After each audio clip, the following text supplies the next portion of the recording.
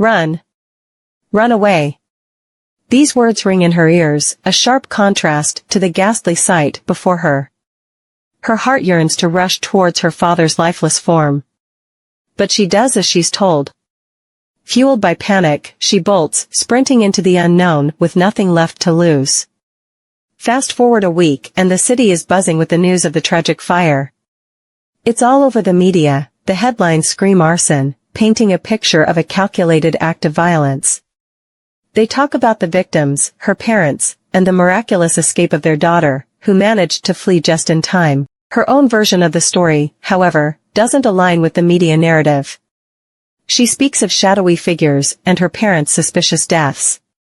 But the police dismiss her claims due to lack of concrete evidence, promising to look into it further. They assure her they're doing everything they can, even as they keep her under wraps, hidden from the public eye for her safety. Despite their promises, progress remains slow. Frustration gnaws at her as she awaits updates, only to be met with the same old line about the fire being intentional. In a fit of anger, she kicks away her crutches, instantly regretting the action as pain shoots up her leg. As she's struggling to retrieve them, an unfamiliar face approaches. He seems to know her well. Too well. She masks her surprise, hoping he would just go away. But he moves closer, commenting on how different she is from her father. His words pique her interest. She looks up, curiosity etching lines on her face. Does he know her family? He proceeds to confirm her suspicions, revealing a shared past and her father's association with the mafia. Her heart pounds as he shares the shocking truth. Her father had been betrayed by his own colleagues, resulting in his untimely death. The revelation sparks a burning desire within her. She longs to find out more about the people responsible for her parents' deaths. But he urges her to let it go, assuring her that the organization will handle it. As he makes to leave, she calls after him, pleading to be included in the revenge plot. She falls to her knees, begging for his help in uncovering the truth. The police aren't sharing anything, and the pain of being left in the dark is too much for her to bear. She needs his help, and she's willing to do whatever it takes to get it. In the end, the man can't resist her earnest pleas. He leans in, sharing the name that will change her life forever, No Hyunchul, the big boss of Gumo, and Young-sung, her father's rival. Extending his hand towards her, he offers a pact. Take his hand, become one of Saram's people, but cross them, and her life is forfeit. The name No Hyunchul echoes in her mind, fueling the fires of revenge in her heart. She looks at the extended hand, considering the offer. Meanwhile, news breaks that Eunha, our protagonist, has gone missing. Reports suggest she was last seen with an unidentified man, leaving many to speculate about her whereabouts. Taking the stranger's hand, she steps into a world she never knew existed, a whirlwind of cash, close connections, and, most importantly, opportunities for revenge. She becomes a master of the game, trading what she has for what she desires. Years pass as she maneuvers closer to her ultimate goal, even if it means selling her soul to the powerful men who can help her achieve it. Now, she finds herself sharing a bed with her target, not out of affection, but strategy. This man holds the key to her revenge, and she'll do whatever it takes to unlock it. She doesn't mind the cost, after all, her heart is set on avenging her parents. In the next scene, our leading lady crosses paths with the hunky business tycoon again. This time, the glitz and glamour of Hong Kong serve as their backdrop, and she's dressed to the nines, ready to turn heads. As they chat about work and globe-trotting adventures, his gaze appreciatively roams over her. He doles out compliments, which she takes in her stride. Their conversation flows effortlessly until their glasses run dry. The gentleman offers to refill hers, but she stops him with a flirty remark. As they head out, sparks fly in the backseat of the car as they make out. But Eunha breaks away, pretending to be tipsy and worried about tiring him out. Amidst their playful banter, a minor accident occurs on the busy highway, but it goes unnoticed. The tycoon brushes off her feigned concerns, reassuring her that he'll take care of her. Just as Eunha leans in, her phone buzzes, interrupting the moment. She excuses herself, lying that it's a call from her parents when it's actually her boss instructing her to abort the mission and catch a flight ASAP. After the call, she apologizes and tells him she has to rush home due to her father's sudden illness. But the man isn't pleased. He grabs her, refusing to let her go after she had led him on all evening. Eunha warns him to back off, but he doesn't listen. So, she reaches for her purse, smacking him square in the face, before using her high heel to knock him off balance. And she doesn't forget the driver either, giving him a taste of her purse too. The sudden halt allows Eunha to escape, though she lands roughly on the pavement. But there's no time to waste, she picks herself up and hails a taxi. As she slides into the cab, she throws a stack of cash at the driver, apologizing to a couple who were also eyeing the taxi. She teases the man for his less than gentlemanly behavior, before her ride zooms off into the night. Just 7 hours after her highway escapade, Eunha finds herself back in South Korea, all business again.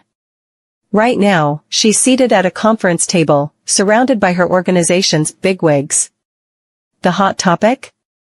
Shin Kyunhyung, a young go-getter pushing 40, who is currently the managing director of GUMO. His meteoric rise to power in just 8 years has raised a few eyebrows, but that's none of their business. Eunha lounges in her chair, cigarette hanging lazily from her fingers, bored out of her mind as they rehash details she already knows. Finally, she cuts through the chatter, telling them bluntly she's had enough of their rambling. Yongpal, the group's informant, huffs at her impatience. But Eunha cuts him off too, saying she didn't pull an all-nighter to be bored to tears with stories that would make even toddlers yawn. Yongpal's temper flares, and he slams his hands on the table, rising to his feet in anger. But Eunha doesn't even blink. She grabs an ashtray and flings it at him, hitting him square in the face. Yongpal lunges at her, but Sungo Hyunnim steps in, his commanding presence stopping Yongpal in his tracks. Mumbling an apology, Yongpal retreats to a corner. Now it's Eunha and Sungo. He pulls out a knife and presses it to her neck, asking if she's refusing her assignment. Eunha denies it, but Sungo isn't convinced. She tries to play it cool, saying she was just trying to get a rise out of Yongpal, who couldn't keep his eyes off her. But Sungo blames her provocative outfit for Yongpal's wandering gaze. To emphasize his point, he slides the knife down her dress. Eunha stands there, letting him have his moment, before she reverts to her playful self. She teases Yongpal, who curses her out, only to have Sungo throw the knife at him. Yongpal wisely chooses that moment to make himself scarce. With Yongpal gone, Sungo leans in close, whispering Eunha's mission to her: get close to Kyunhyun over 6 months, then take him out. Eunha is taken aback by the timeline, but Sungo silences her with a look, leading her into his room for further discussions. In the half-lit room, Sungo sparks up a cigarette, drawing a deep breath of smoke, before releasing it slowly from between his lips. Eunha's voice fills the air, her tone laced with frustration as she gripes about the complexity of her upcoming assignment. She questions Sungo, is taking out Shin Kyunhyung really all there is to it? But Sungo cuts her short, explaining the bigger picture. Sungo reveals he's got his sights set on Yongsung's latest venture abroad, a partnership with a pharmaceutical giant, with Shin Kyunhyun slated as their Korean distributor. The company's stocks are predicted to skyrocket in 3 months, and that's precisely when Sungo plans to strike, bringing both the man and the company's fortunes crashing down. Eunha quickly grasps the plan, earning an approving nod from Sungo. He beams at her, calling her his little princess. A smirk tugs at the corners of Eunha's lips at the nickname. She uses the moment to question if this was all she had traveled for or if there was more behind the scenes. Caught off guard by her boldness, Sungo crushes out his cigarette on a nearby sofa, leaving the floor open for Eunha to make her move. Her eyes light up, she's finally getting what she wants, a shot at Shin Kyunhyun. The next day, a striking man sweats it out on a tennis court. He glances at his stopwatch, satisfied with the 45-minute workout. As he cools down, Eunha materializes seemingly from nowhere, praising his skills while subtly implying he must have a lot of steam to blow off. Kyunhyun isn't particularly impressed by her sudden appearance or her observations, but responds nonchalantly, admitting he's got a lot going on, though it's not all work-related. They chat casually for a bit, but the conversation soon takes a flirtier turn as he leans in closer. With Kyunhyun now steering their conversation, Eunha finds herself momentarily lost for words. His confidence and charm have caught her off guard. Seeing that she's at a loss, he coolly picks up his bag and starts to walk away, leaving Eunha to process their exchange. On impulse, she calls out to him and offers herself yes, in that way. Now it's his turn to be taken aback. He quickly dismisses her, claiming he prefers sophisticated women over children. Unfazed, Eunha pushes through the verbal volley until she sees him crack a grin. That's when she knows she's got him intrigued.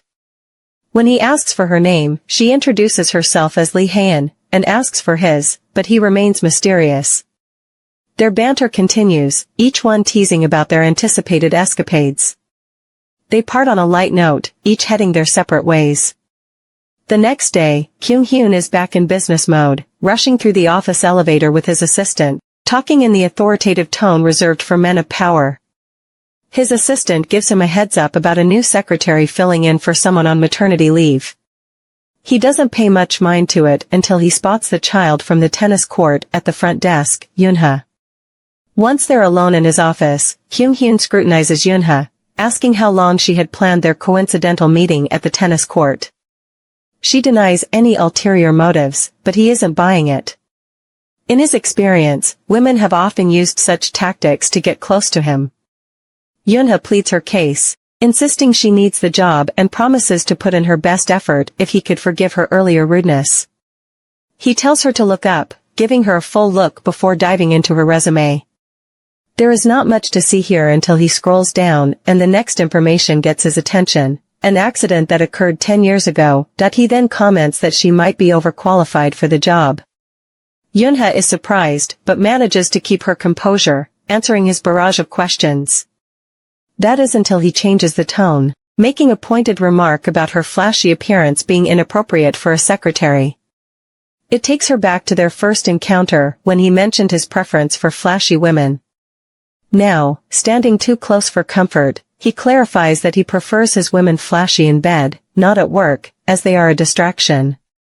Eunha struggles to keep her focus with him so close. Stammering a promise to tone it down next time, she leaves the door open for whatever Kyunhyun might have in mind next. Still at their office late into the evening, Kyunhyun leans across to Eunha, letting her know she's landed the job. He hands over all the high-tech tools of the trade, showing her the ropes, while expressing his surprise that the organization chose someone as headstrong as her.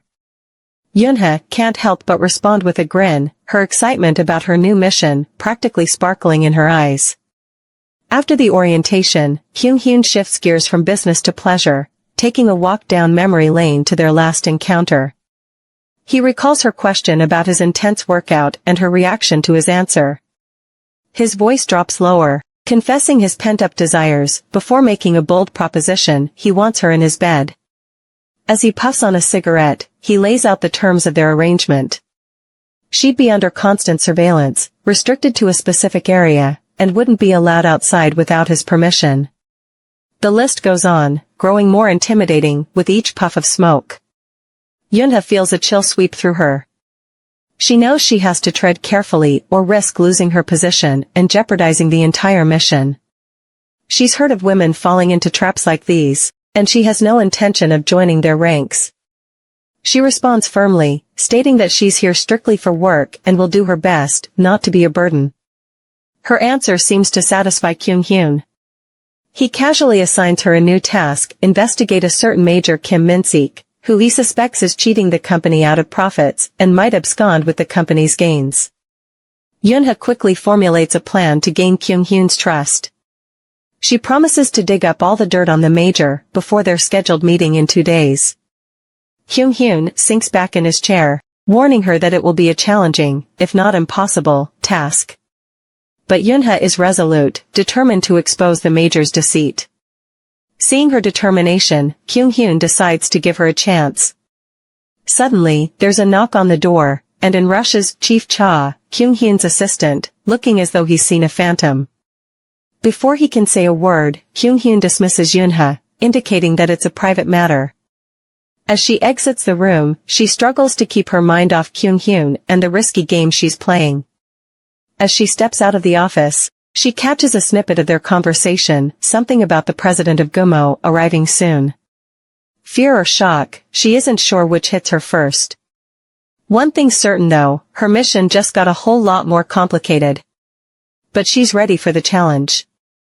In the next chapter, we find a young girl basking in the warmth of a sunny garden, her mother's loving presence a comforting constant. Their laughter fills the air, creating a picture of pure, unadulterated joy. Abruptly, the scene takes a grim turn. Eunha bolts upright in bed, drenched in cold sweat. Another nightmare. She pads quietly to the kitchen for a glass of water, hoping to soothe her racing heart. When will these tormenting dreams cease? They're becoming too real, too vivid. Eunha steps out onto the balcony, lighting a cigarette as she immerses herself in memories both bitter and sweet. She recalls her younger self, tending to the garden with her mother, then the horrifying day of the accident when she hid, helplessly screaming in silence from within the closet. It was 10 years ago, a time when she was just a teenager, resenting her parents for their overprotectiveness. She'd wished then for the freedom of an orphan's life, little realizing how soon her wish would come true. Now, she's on a personal mission of revenge. Even if Shin Kyunhyung, her current target, isn't directly linked to her father's demise, his association with young Sung is reason enough for her to bring him down. But first, she needs to win his trust, not by offering herself, but through her skills and cunning. The following day is D-Day for Eunha, a chance to prove her worth to her new boss, Shin Kyunhyung. The meeting room buzzes with anticipation as Director Shin and Mayor Kim Min-sik discuss their potential alliance. Kyunhyun proposes a deal that the mayor can't refuse, or so he thinks. He asks Kim Min-sik to transfer all his related businesses to Gumo Company and lend his support. The mayor, taken aback, wonders if this is some sort of joke. Support Gumo in their illicit operations? Shin, anticipating the mayor's reaction, plays his trump card. He involves the mayor's family, specifically his sons.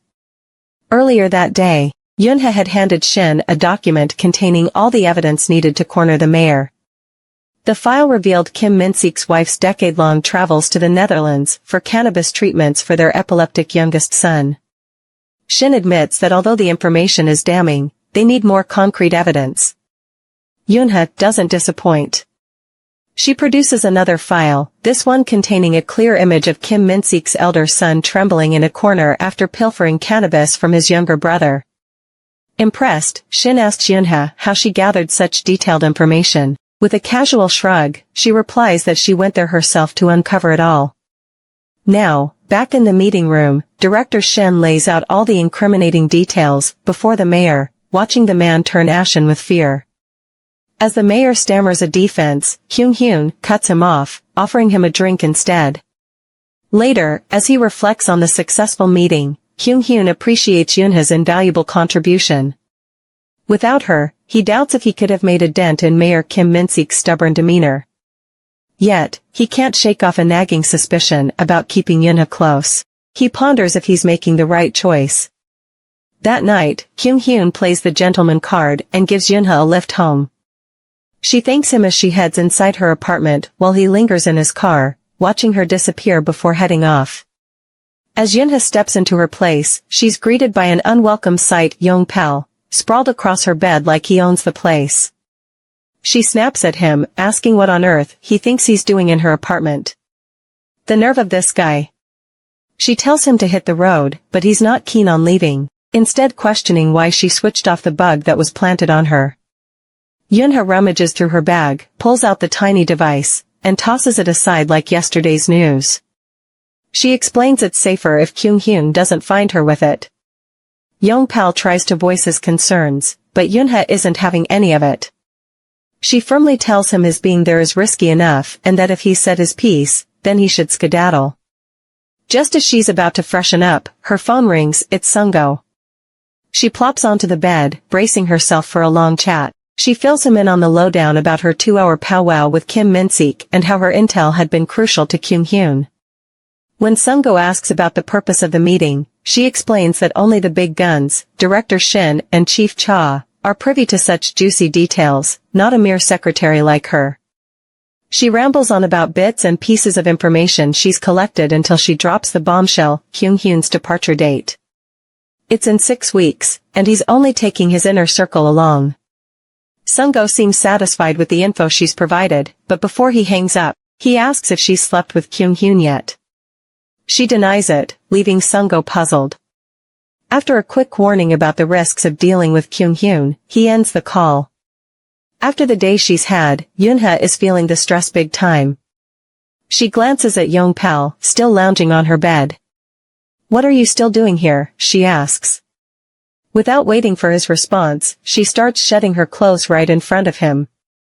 His eyes practically pop out of his head, but he doesn't complain. "What are you up to?" he asks, clearly intrigued, but Eunha just smirks. Not long after, Yongpal gets a rude awakening about what Eunha's got in store for him. The guy is freaking out as he tries to fend her off. She's threatening to bite off his stuff. Did he really think he had a shot?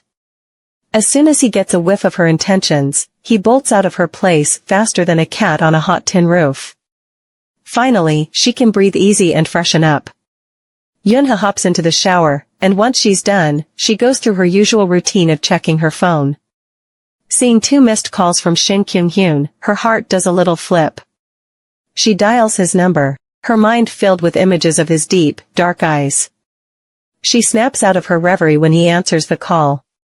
She almost lets her real name slip, but quickly corrects herself before he notices. It's a first for her, and it's surprising.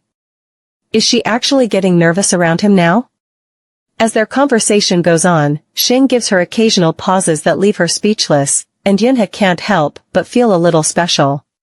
She asks him if he usually treats his other secretaries the same way, and he replies with a no. He says that although he usually checks up on everyone who works for him, this is the first time he has made a call by himself. Usually, he'd delegate that task to someone else. Before they hang up, Shin apologizes for ever underestimating her skills, and she graciously accepts his apology. After the call ends, Eunha heads to bed, unaware that Shin is outside her apartment, watching her. Meanwhile, back at his own place, Kyunghyun finds a way to unwind, with thoughts of Eunha filling his mind. Once he's done, he starts to reflect on how his life has unfolded. A week ago, he was tipped off about a tail on him, but he didn't think much of it as it's part and parcel of his lifestyle. However, when he bumped into Lee Haeun at the tennis court and then saw her again in his office, her presence started to feel a tad suspicious. It was too much of a coincidence. And when he read about her parents' accident in her file, the penny dropped. Lee Eunha, the daughter of Mr. and Mrs. Lee. He was under the impression she was dead, given Sungo had informed him so. As he pieces together the puzzle, he receives a call from Sickelson Corporation and finds himself on the line with none other than Sungo. Sungo knows all about Shin Kyunhyung and has been working with him all along. After Mr. Lee's death, Sungo took over the reins of Serum Company. But his greed and ambition knew no bounds, and he set his sights on Yongsung Company too. So he sent Kyunghyun undercover to win No Hyungchul's trust and funnel all profits back to Serum, a mission that takes 8 long years to complete. That was his initial assignment. The final task, however, is personal. Once Kyunghyun wraps it up, he can return to Serum. This raises eyebrows because, in all these years, Sungo has never pressed him to return to the company. Now you're probably wondering what this last mission is. Well, let me fill you in. After Sungo sent Kyunghyun to spy on Yongsung, he hired other spies to keep tabs on Kyunghyun, ensuring they didn't live to tell the tale once their mission was done. And guess who's next in line? None other than Lee Eunha. As the night gives way to morning, Kyunghyun bursts out of the elevator in deep conversation with Chief Cha, so engrossed that he breezes past Eunha as if she's part of the office furniture. Ouch. That stings. Eunha's heart aches a little at this unexpected snub. Within the sanctuary of his office, Kyunghyun and Cha dive into the day's agenda, scheduled meetings, checking up on Eunha's passport details, and waiting for Kim Min-sik's reaction to their little blackmail scheme. It all seems to be falling into place perfectly, so Kyunhyun cuts Cha loose before he starts to ramble off topic. Rewinding to last night, Kyunhyun had another call after Sungho's. He shares his security concerns with the person on the other end of the line. Something's not quite right, but he brushes it off until he has concrete proof. Ever since his rise to power, he's been a thorn in Sungho's side, and now Sungho has set the stunning Eunha on him. But Kyunhyun knows Eunha is smart enough to realize that he's too formidable to take down. Plus, he's got a hunch that she's not too fond of the old man either, despite her seductive charade. He's got her figured out, her mission and all, except for why she's yet to make her move. Kyunhyun summons Eunha to his office to update her on some new arrangements. She'll be joining him on some of his international trips. Eunha listens attentively, nodding at all the right places. When he's done, he asks her if there's anything she'd like to add. She flashes a nervous smile and tells him she's happy he's feeling better and assures him she won't meddle with his work. And just like that, she's out of sight. As the day winds down, Kyunhyun offers to give Eunha a lift home. As they're about to leave, they share a brief, intimate moment when she stumbles and he catches her. But unlike in the movies, he doesn't let the moment linger. He steadies her and then strides off, leaving her once again mystified by his actions. The drive home is eerily quiet, punctuated only by the soft patter of rain. This gives Eunha some space to think about her next moves, now that she'll be traveling with Shin Kyunhyun to Shenzhen. She could gather intel to help Sungho's drug business make a more competitive offer than Yongsung, or she could try to swipe some drug samples, but that's riskier. As her worries start to etch themselves onto her face, Kyunhyun glances over and asks if she's okay. He even reaches over to touch her forehead, half-jokingly complaining that people might think he's making his employees work while they're famished. Eunha assures him she'll take care of it if it bothers him so much. He shrugs it off, saying it was just a joke. Seeing this lighter side of him makes Eunha smile. He suddenly seems so normal. And it seems to flip a switch in Kyunhyun because he then invites her out for dinner. It's pouring outside, so Kyunhyun fetches an umbrella and holds it out to Eunha. But she's so taken aback by all that's happening that she can't quite wrap her head around the idea of sharing an umbrella with him. So, she makes a rather silly decision to walk in the rain instead. Kyunhyun glances back to see her grinning sheepishly at him. With a shake of his head and a chuckle, he reels her in under the umbrella. And just like that, Eunha forgets how to breathe. Inside the restaurant, Eunha tries to dry her damp dress, joking about how she still managed to get wet despite sharing an umbrella with Kyunhyun. She instantly regrets her words as Kyunhyun seizes the opportunity to give her a little lecture on behaving professionally when they're together, so as not to give people the wrong impression. He doesn't want people to think she is being kidnapped or held at gunpoint. Eunha just laughs it off, teasing him that he doesn't look like someone who has any experience in kidnapping. Kyunhyun pours himself a drink and starts talking about various shady organizations involved in human trafficking, dropping Saram's name into the mix. Eunha is momentarily taken aback by this revelation but manages to play it cool, steering the conversation towards other organizations that use a hierarchy system similar to gangsters. Kyunhyun admits there are such organizations and leaves her hanging as he mulls over his response. Eunha anxiously anticipates him mentioning a group they both know, but to her relief, he only refers to the police. With a relieved laugh, she quips that she'd pick the gangsters over the police any day, given their incompetence. As their meal arrives, Eunha takes a moment to survey her surroundings. They're in a secluded room within a restaurant, nestled deep in the mountains, an ideal place to hide a body, she muses, especially hers. Unlike usual, Kyunhyun seems unusually relaxed today. He casually asks her why she joined Gumo, to which she gives her standard reply about wanting to achieve a goal. The conversation then drifts back to the first day they met. Kyunhyun mentions how young she was then and that he still remembers her age, because she kept repeating it. He also shares that around her age, he had already taken lives. Eunha looks at him in shock as he casually talks about the downsides of having so many lives on his conscience and whether he ever worries about facing retribution for his actions. Flashing a mischievous grin, Kyunhyun tells her if that were true, he wouldn't be able to keep doing what he does. He adds, almost proudly, that he's quite a shameless character. When she questions why he's being so open with her, he blames it on the booze. Intrigued, Eunha decides she wants to try some of the alcohol too, and asks Kyunhyung to pour her a glass. She takes a sip, but the fiery liquid is too much for her, and she ends up coughing it all out. She's amazed that Kyunhyung has been downing this stuff like it's water ever since they got here. How does he do it? After their meal, Eunha thanks Kyunhyung for the treat. As they're about to go their separate ways, he suggests they take a little walk. She agrees, and during their stroll, Kyunhyung keeps probing her about her time in Korea and how she ended up working at Gumo. He comments that she seems overqualified for her position. As they wander into a more secluded area, Kyunhyung makes a subtle move, just a light touch on her shoulder, but it's enough to make Eunha nervous. Noticing her reaction, he challenges her to speak her mind. Without missing a beat, she tells him exactly what she's thinking. She wants to kiss him. Caught off guard by her boldness, Kyunhyung is far from upset. He pulls her in closer, by the waist. She murmurs something, and that's all it takes for him to make his move. He threads his fingers through her silky hair, gripping it tightly, but just as he's about to seal the deal, he's distracted by a sudden beam of light in the distance. Squinting, they can make out the silhouette of a man on a sports bike, barreling toward them at top speed.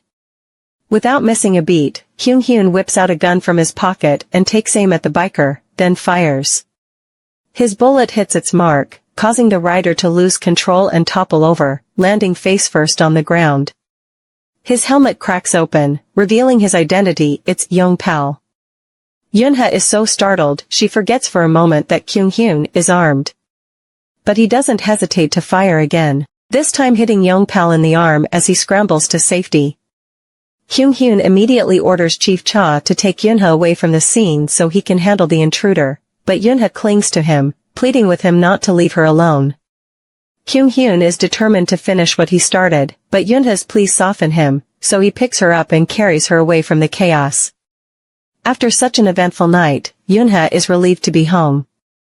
She thanks Kyunhyung for dropping her off and he asks why she stopped him from shooting the biker. She admits she's never witnessed an execution before and acted instinctively to prevent him from doing something drastic. However, she's grateful that he protected her and feels safe when he's around. He seems to take her words to heart and wanting to prove himself, he checks her leg for injuries from the earlier fall. Eunha is slightly overwhelmed by all this direct contact with him, but she can't complain when he pulls out a handkerchief to clean her up. It's a new side of him, one that's unexpectedly kind, but Eunha certainly isn't complaining. The moment they reach her doorstep, Eunha offers a sincere thank you to Kyunhyung before disappearing into the comfort of her home. Once inside, she realizes she's got the place all to herself. So, without wasting any time, she starts to peel off her dress. As she does this, her mind wanders back to the evening's events, particularly Yeonpul's unsettling pursuit on his motorbike. She decides it's time to loop in Sungo about the situation, but wants to ensure their conversation remains private. So, clad in her underwear, she tiptoes towards the door to make sure the coast is clear. As she cracks open the door, the first thing that catches her eye is a pair of shoes. Before she can even process what's happening, a figure steps out from the shadows and into her living room. To her utter surprise, she finds herself face to face with none other than Kyunhyung. Eunha is utterly perplexed. How on earth did he get the passcode to her apartment? A whirlwind of questions swirls in her mind, but before she can voice any of them, Kyunhyung silences her with a kiss. Her eyes go wide and her heart races, but she finds herself kissing him back. Encouraged, Kyunhyung scoops her up and carries her to the bedroom. Their simmering romance seems to have hit a sudden boiling point. The intensity of their connection causes Eunha to reflect on her mission.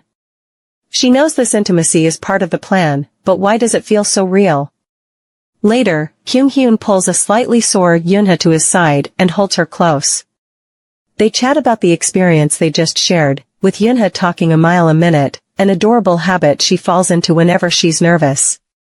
And Kyunhyung, well, he has a way of making her jittery. They share light-hearted banter and laughter, much like any couple would until Kyunhyung tells her to get some sleep. As Eunha starts to develop genuine feelings for him, she can't help but worry that her mission might be heading off course. A few days have passed, but the events from that fateful night still play on repeat in Eunha's mind. It wasn't so much about the passionate encounter with Kyunhyung that was bothering her, but rather the unexpected appearance of Yeongpal. In a fit of frustration, she dials him up, giving him a piece of her mind for crashing her date with Kyunhyung on a motorbike. But Yeongpal is not in the mood for a melodrama. He shrugs off her accusations, claiming he was merely adding a dash of excitement to ensure their evening wrapped up on a high note, all under Sungo's directives. Eunha is taken aback. The nerve of that old coot. Why on earth would he command an ambush on her without giving her a heads up? She wonders what could possibly be brewing in his mind to pull such a stunt. Yeongpal elaborates further, explaining that Sungo simply wanted to give Kyunhyung a bit of a scare. But what did he get in return? A bullet wound, albeit not too severe, it still stung. Eunha quickly wraps up the call, informing Yeongpal that she'll be attending the Gumo Foundation anniversary party with Shin Kyunhyung. However, she admits she's clueless about the details since she only found out today. When Yeongpal offers backup, she declines, feeling confident that she has managed to earn a degree of Kyunhyung's trust. Post-call, she removes the chip from her phone, tossing it away while en route to the office, keen on avoiding any suspicious items around Shin. Let's rewind to the aftermath of their encounter 2 nights ago. They both drift off to sleep, but Eunha is the first to stir awake. She scans the room until her eyes land on Kyunhyung's cell phone. She's just about to grab it and copy all his data when Kyunhyung wakes up and questions her. She quickly covers up, saying she's going for a shower. At 3 in the morning? So he scoops her up from the floor and escorts her to the bathroom where they resume where they left off. Fast forward to the present, Eunha finds herself still consumed by thoughts of Shin Kyunhyung as she walks to her desk. She sneaks a peek into his office to see if he's arrived yet, and is rewarded with the sight of his impressive physique impeccably dressed in a sharp suit. Wow, indeed. With only a few hours to spare before the Gumo Foundation's grand anniversary party, Kyunhyung and Eunha find themselves in a high-end boutique. As Kyunhyung casually flips through a fashion magazine, Eunha can't help but question their reason for being there. His answer is simple and straightforward, they're there to shop. Eunha assures him that his current blue suit would fit in perfectly at any party. But Kyunhyung quickly clears up her misunderstanding. They're not shopping for him, they're shopping for her. The news sends a jolt of excitement through Eunha. It's been ages since she had the luxury of shopping without sparing a thought for the price tags. Kyunhyung, amused by her delight, encourages her to pick anything she fancies. In no time, Eunha is sifting through racks of exquisite dresses, each more glamorous than the last. As she browses, her mind drifts back to the incident with Kyunhyung's phone. She silently vows not to repeat such a risky move lest she gets caught. Upon selecting a promising outfit, she tries it on and presents herself to Kyunhyung. He's visibly impressed, complimenting her on the beautiful choice.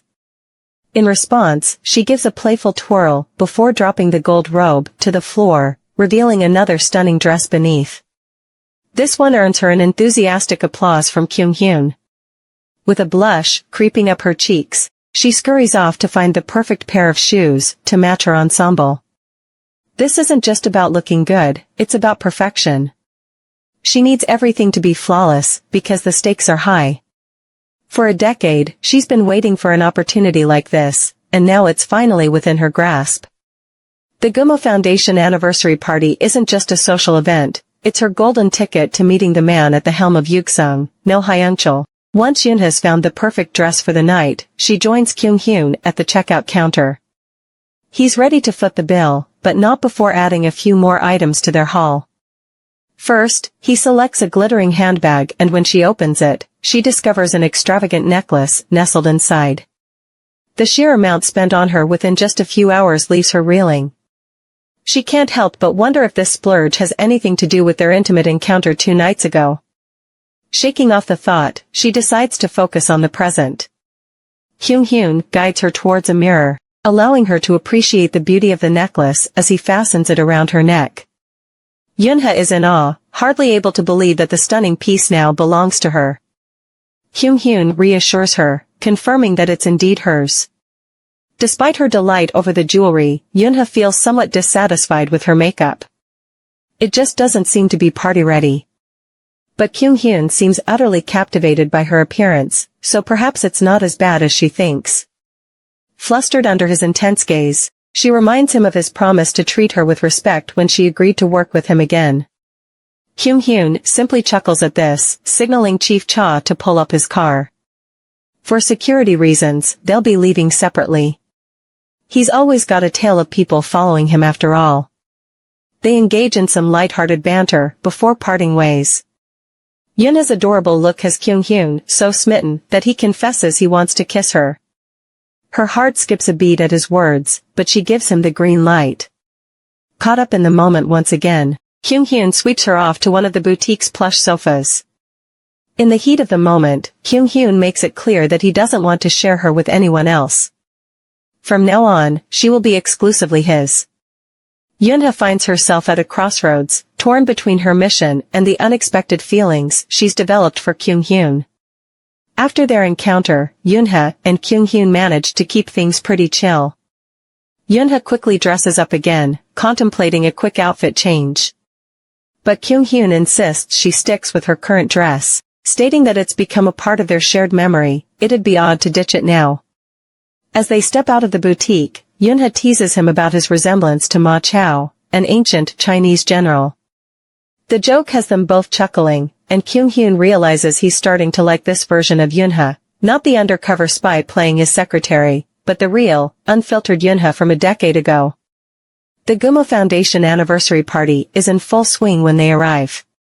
Eunha positions herself strategically, nursing a glass of red wine while keeping an eye out for No Hyunchul. Kyunhyun, sans suit, is also hanging around the periphery. He'd given his jacket to Eunha earlier to ward off the evening chill. He saunters over to Eunha to check in on her. She assures him she's doing fine. But as a high-profile figure, Kyunhyun can't avoid being pulled away by another VIP for some business chatter. Left alone again, Eunha takes this opportunity to excuse herself and scout for information. In another room, she stumbles upon a group of men discussing the recent power shift at Shin's.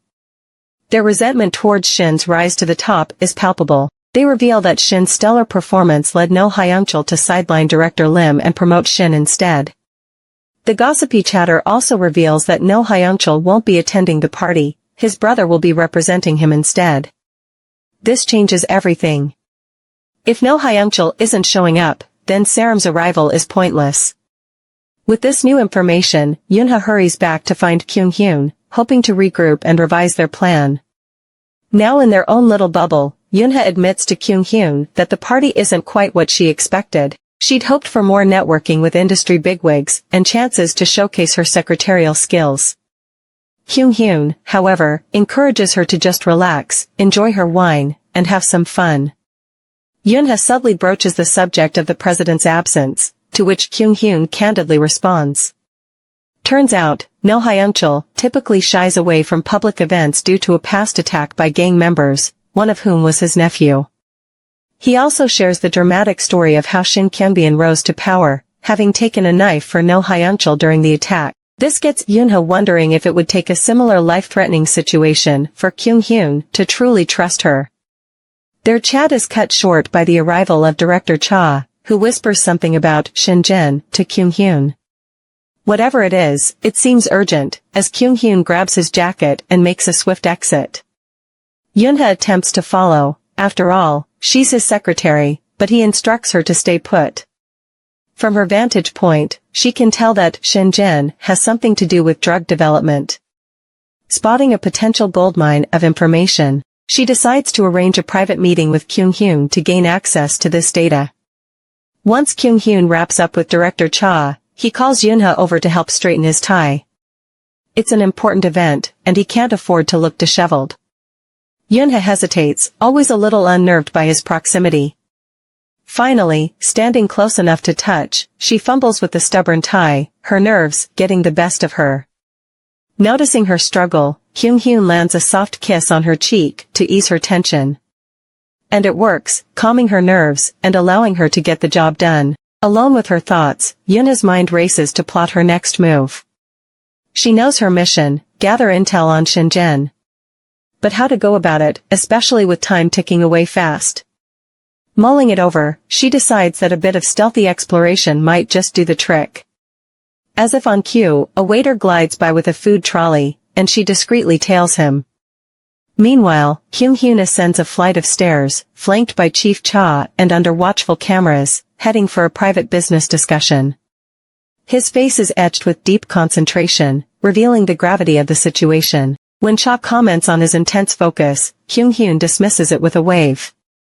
Eunha peeks out from her hiding spot, scanning the hall, before stepping out. The heavy security presence catches her attention. This isn't your average anniversary party. She's sure something significant is happening here. Having lost sight of the waiter she was trailing, she waits for him to reappear. When he does, she notes that his trolley is empty, suggesting he's been serving several people.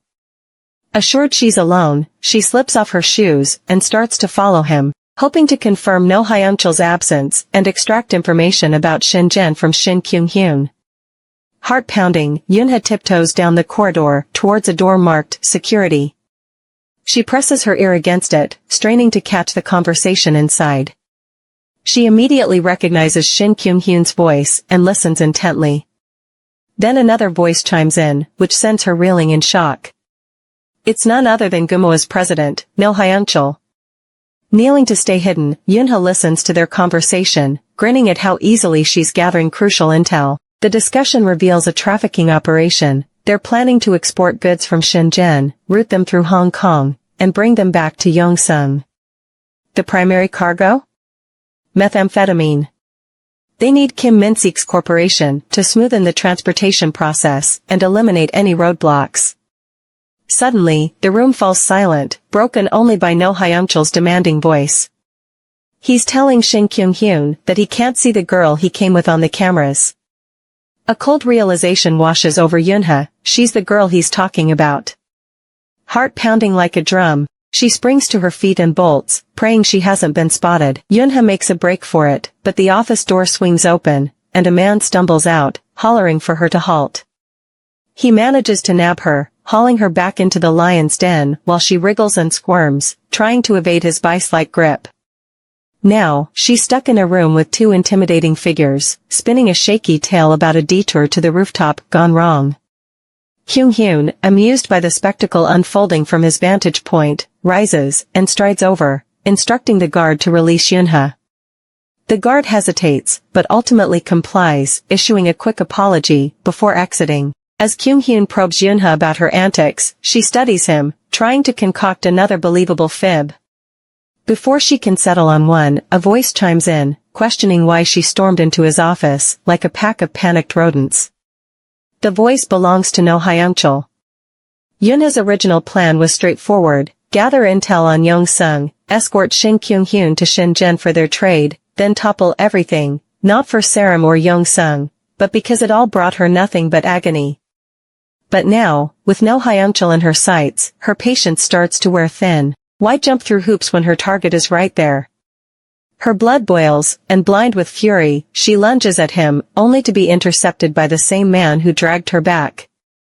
With a swift elbow jab, she sends him flying, swipes his gun, and trains it on No Hyunchel. But No Hyunchel just smirks, teasing her about her new toy. Each wisecrack only stokes Eunha's fire. She starts to close in on him, but slams on the brakes when Shin Kyunhyun issues a stern warning, brandishing his own piece.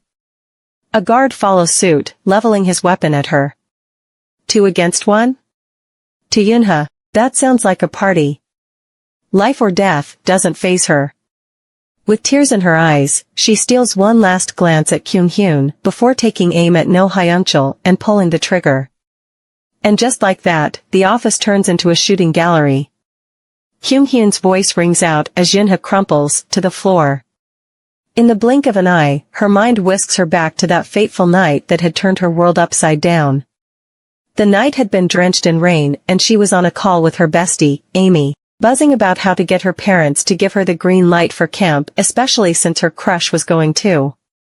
They were both giddy with excitement, and Eunha assured Amy that she'd be there, no matter what. Hanging up, she headed inside her home, only to find the front door eerily ajar. A wave of confusion washed over her, but she shrugged it off, deciding to check on her mom in the laundry room. But as soon as she stepped inside, she was met with the chaos of men bolting down the stairs. Without thinking, she ducked into a nearby closet, clamping a hand over her mouth to stifle any sound. She sat there, in the dark, heart pounding like a drum as she listened to the men scouring the house. There was a pack of them, led by one distinct voice. They split up, combing through every room and bathroom, and even the second floor. Once the coast was clear, she stepped out of her hiding spot, only to be met with the gruesome sight of her father's lifeless body. She barely had time to process the horror before she was running upstairs, where more voices echoed. Her heart sank further at the sight of her mother, sprawled in a pool of blood. She stifled a sob, watching from a distance, before darting back into hiding as the men returned. The man in the black suit started around arrogantly, clearly the ringleader. Satisfied with his sweep, he was about to leave when a sound from Eunha's phone caught his attention. She fumbled to silence it, but it was too late, he was already heading her way. She watched him through a crack in the door, praying he wouldn't find her. But then, Mrs. Lee, in a final act of motherly love, held him back. He simply laughed at her weak attempt, drew a knife, and ended her life, promising to reunite mother and daughter soon. And that was when it hit Eunha. This monster was none other than Sungo Hyungnim, Saram's new head honcho. With adrenaline pumping and her heart pounding like a drum, Eunha bolted. She raced out the door, onto the main street, desperate for help, for safety, for anything. As she rounded a corner, she collided with a figure. Relief washed over her as she fell, a sobbing mess, and blacked out. Shin Kyunhyung looked down at her with sympathy before whisking her away to safety. Shin Kyunhyung wraps a protective arm around her, his gaze locked on the blazing inferno Sungo and his gang had kick-started. It was a sight that would be etched in his memory forever. Jump to a few years later, Eunha walks into his firm, throwing her hat in the ring for a secretary gig. Shin Kyunhyun fires up a smoke, trying to cool his racing nerves. He's in a huddle with Chief Cha, Eunha being the talk of the town. Cha drops a bombshell, they've hit a brick wall, trying to trace anything about Eunha from the last decade. Shin Kyunhyun figures it's got to be Sungo's sneaky hide-and-seek game at play. Cha's not quite sold on this theory, but Shin Kyunhyun lays it down for him. A teen girl went MIA 10 years back, vanished without a trace. Someone's been playing guardian angel, and who better than Saram's top dog, Sungo? Cha reluctantly nods, and they whip up a plan to bug her hotel room, hoping to get the lowdown on her. That's when the pieces start to fall into place. Now, Shin Kyunghyun's alone in his office, replaying the last scene with Eunha over and over. He's stumped as to why she took a shot at No Hyungchul instead of him. Was taking out No Hyungchul part of her secret mission? With a bit of doubt creeping in, he dials up Sungo Hyungnim. They exchange some niceties before Shin Kyunghyun cuts to the chase, spilling the beans about the face-off between Eunha and No Hyungchul.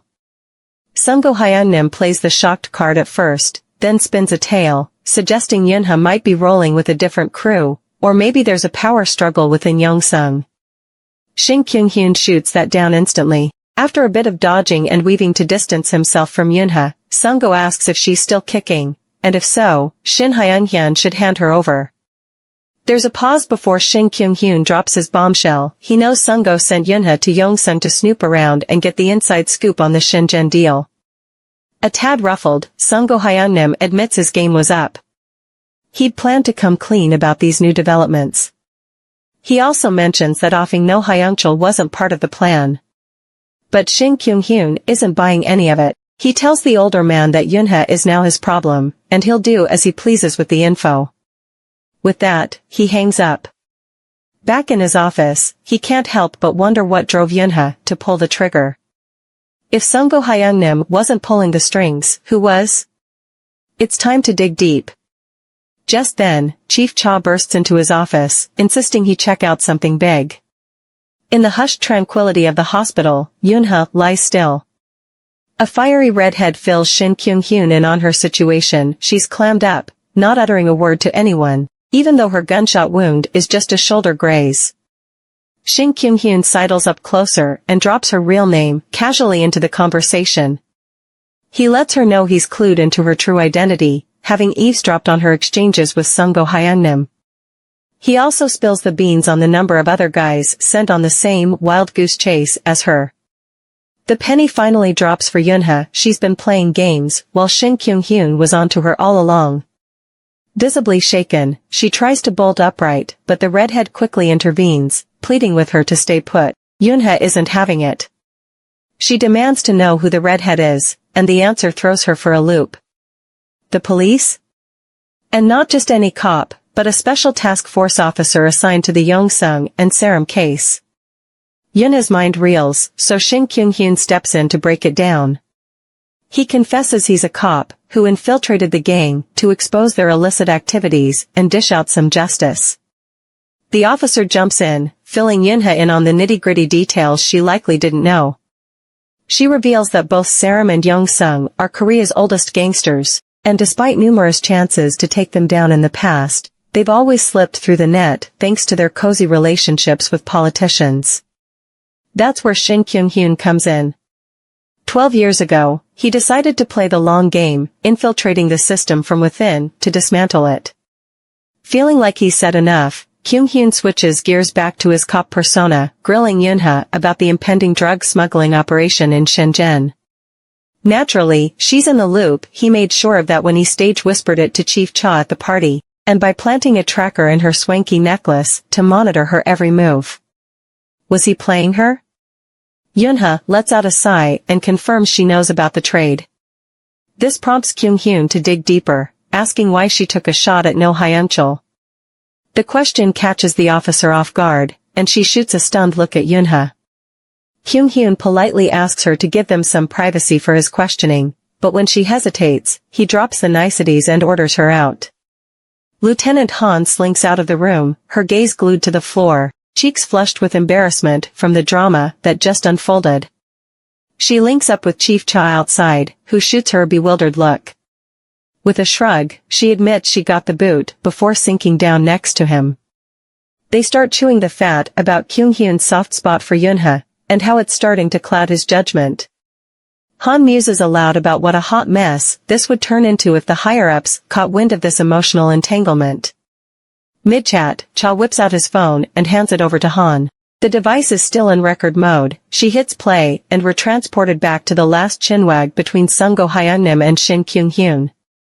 After that fateful call, Chief Cha corners Shin Hyungjian, grilling him on whether he's on the right track, and what the fallout could be if they double-cross Sungo and Saram. As an elder, Cha freely offers his 2 cents, advising Kyunhyun to hand Eunha back to Saram. But Kyunhyun's not having any of it. He tightens his grip, his knuckles turning white at the thought. He paints a picture for Cha of what he believes went down a decade ago when Eunha was under Sungo's watch, and how he can't bear to see history repeat itself. He also spills the beans about the No Hyungchul incident at the party, likening Eunha's expression that night to the fear-stricken face she wore 10 years ago. The fact that she was willing to put her life on the line to off No Hyungchul makes it clear she's not the scared little girl she once was. Kyunhyun is hell-bent on not repeating his past blunders. He's determined to bring Saram down his way, the legal way, no matter who gets caught in the crossfire or how the original plan was mapped out. Fast forward to the present, and it's clear he couldn't give a hoot about what his superiors think. Lieutenant Han hands Cha back his phone, and they sit together in an awkward silence. Back at the hospital, Eunha and Kyunhyun share a comfortable quiet before he breaks the ice, commenting on the distant and haunted look in her eyes. Eunha lets out a long sigh and asks if they've met before. He doesn't respond immediately, choosing to dance around the question. Undeterred, Eunha presses him again, this time more forcefully, and also wants to know if he joined Yongsung 8 years ago.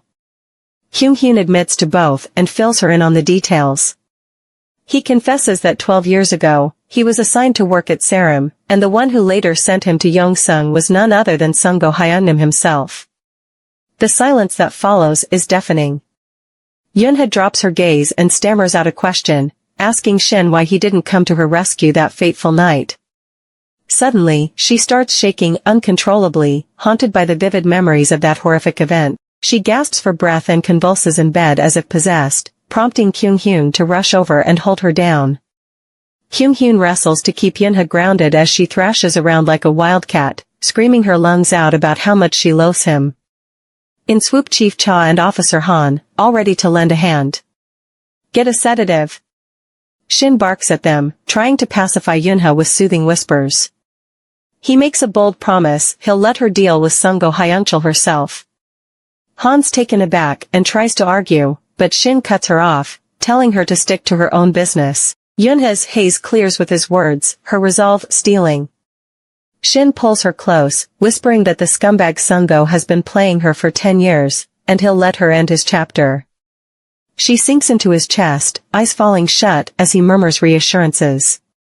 With Eunha settled, the trio of officers regroup outside to plot their next move. Shin lays it out, they need to spread the rumor that Eunha met her end at his hands, to both Saram and Yongsung. Cha raises an eyebrow, warning Shin to rethink, given the potential gang warfare it could spark.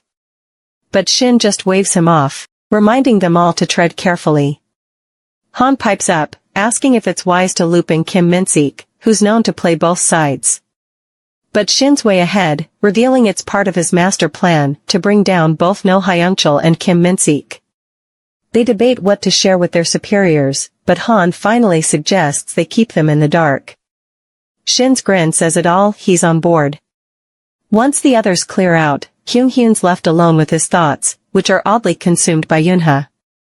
It's a first for him, having such intense feelings for someone. He returns to her bedside, watching her sleep peacefully, a stark contrast to the storm that just passed. For Eunha, the next few days are spent trying to escape the little prison called a hospital that Shin keeps her in. This time she is already close to the door before he catches up with her, throws her above his shoulder and carries her back to her bed. He gently places her on it and tucks her in carefully like a baby, telling her that she needs it before she damages her body by trying to run away. It's been 10 days since a bullet grazed her, and yet, Shin continues to treat her as though she's just learned to walk. Even when the doctors give her a thumbs up on her speedy recovery, he isn't taking any chances. He's got her handcuffed to the bed 24/7, all thanks to her multiple escape attempts. But seriously, why does everything in her life have to circle back to him? After another day of playing jailer, Kyunhyun wishes her a good night and heads out. But halfway down the corridor, Eunha calls out to him. She wants to have a chat. This throws Shin for a loop, but he obliges, returning to sit by her bedside. As he asks about her well-being, Eunha catches a whiff of whiskey on his breath.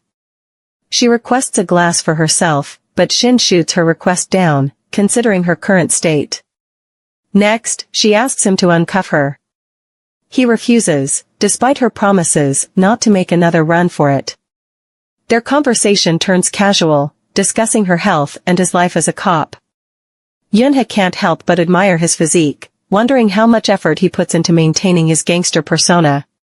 Snapping back to reality, she voices a pressing concern: will she be held captive for shooting No Hyunchul? Shin reassures her that she won't, as the incident hasn't been made public and their superiors are none the wiser. Feeling more confident, Eunha begs him again to remove the cuffs, promising to behave. When Shin asks if she'd harm Sungo Hyungnim if he lets her go, she denies it, but secretly plans a far worse fate for him. Shin sees the anger simmering beneath her surface and chooses to keep the cuffs on, apologizing for her past traumas. Eunha's patience wears thin as her pleas fall on deaf ears. She begins to make a fuss, begging Shin to help her take down Sungo. Shin tries to calm her down, explaining that acting impulsively could jeopardize everything they've worked towards. But his words fall on deaf ears as Eunha vents her pent-up rage, accusing him of incompetence. Despite her fury, Shin remains calm, sympathizing with her plight and assuring her they're on the same side. But Eunha snaps back, arguing that while they might lead similar lives, she was forced into hers, while he chose his. Amidst her tantrum, Kyunhyun manages to hold her down, promising to help her get the revenge she so desperately seeks. When Eunha finally comes to her senses, well, at least that's what it looks like, she interrogates Kyunhyun on a few things about their past, questioning if he had a hand in her parents passing that night. Kyunhyun explains that he didn't know Sungo Hyungnim would hit her father that night, that he only trailed him because he suspected he would do something out of the ordinary, and he was right. Sungo's plan that night was to end Mr. Lee and become the head of Serum, then finish off everyone whom he took with him at the time and put the blame on Young-sung, probably wanting to add more fuel to the fire, or trying to see how good of a guy he is. Eunha asks him what he would have done if Sungo ordered him to assassinate her parents that night, and his reply was simple. He would have sneaked the news to her father and tried to bring the organization down because it was his job as a police officer. To prove that his promises aren't fake, he tells her that on the day of the party, he slaughtered 15 members of the Young-sung gang, including the thug who shot her so he could save her. A simple declaration from a hot man is a powerful thing because it changes Eunha's whole demeanor. Catching Shin completely off guard, she makes advances toward him, offering it as her way of thanking him for saving her life. As they get caught up in their emotions, Kyunhyun makes another declaration yet again. He informs Eunha that until she takes her last breath, she is not to let any other man lay a finger on her body. No other man. Just him. After everything, they both smuggle into bed with Kyunhyun, taking more than half of the space. Feeling cheated, Eunha decides to go find another bed space to rest, but Kyunhyun has other plans. He pulls her back so she can lie on his body and tells her to stay put. She tries to jump out of bed, but he takes the other half of the handcuff and clips it to his hand, binding them together. Later on, Eunha catches herself seriously in thoughts about her relationship with Kyunhyun and how deep she has gotten. They both air their opinions about their intimate life and how addicted they are becoming to each other, so he promises not to touch her until she has fully recovered. Seeing how well they are conversing, Eunha decides to take the opportunity to make her usual request of taking the handcuff away. Shin, however, refuses to accept this, saying she would try to run away again, and he doesn't want that since she is now an enemy to Young-sung. Letting her free would put both of them in serious trouble. Hearing this, Eunha feels a fong of fear and asks Kyunhyun if Sungo knows that she is still alive. He answers yes to her question, but tells her that he wouldn't let her go back to Serum because it would be too dangerous. Nonetheless, she tells him of the chance she will get to avenge her parents if she goes back, but Kyunhyun vows to bring Sungo to her instead. After they discuss that, Shin begins to confess his feelings to her, telling her that everything he does is because he loves her. Hearing this, Eunha's face turns bright red, and she starts to panic, but Kyunhyun isn't done yet. He tells her that he had never wanted to keep a girl by his side, right until now. With his hand on her face, he pulls her in, and he asks her if she feels the same. In the next scene, Eunha is still frozen by words she had just heard. She begins to refer to Shin Kyunhyun as the president. She tells him that she doesn't feel for him in that kind of way, and just like that, the tone of their conversation changes. Kyunhyun picks her up and begs that they get intimate one last time, but Eunha refuses until she doesn't. Daybreak arrives, and Eunha rolls out of bed, realizing she's not entirely alone. Shin has vanished, but in his place is Chief Cha, engrossed in his iPad from a safe distance. She lets out a sleepy yawn, brushing off the remnants of last night's dream, and greets Cha with a cheeky proposition for a shared shower. His reaction is a cocktail of mild shock and weariness, but he doesn't take the bait. Even when she tries to ruffle his feathers by flirting, he ensures her handcuffs stay put, even in the bathroom. Feeling defeated, she shrugs off her dress and steps into the shower. But as the water hits her skin, a figure materializes before her.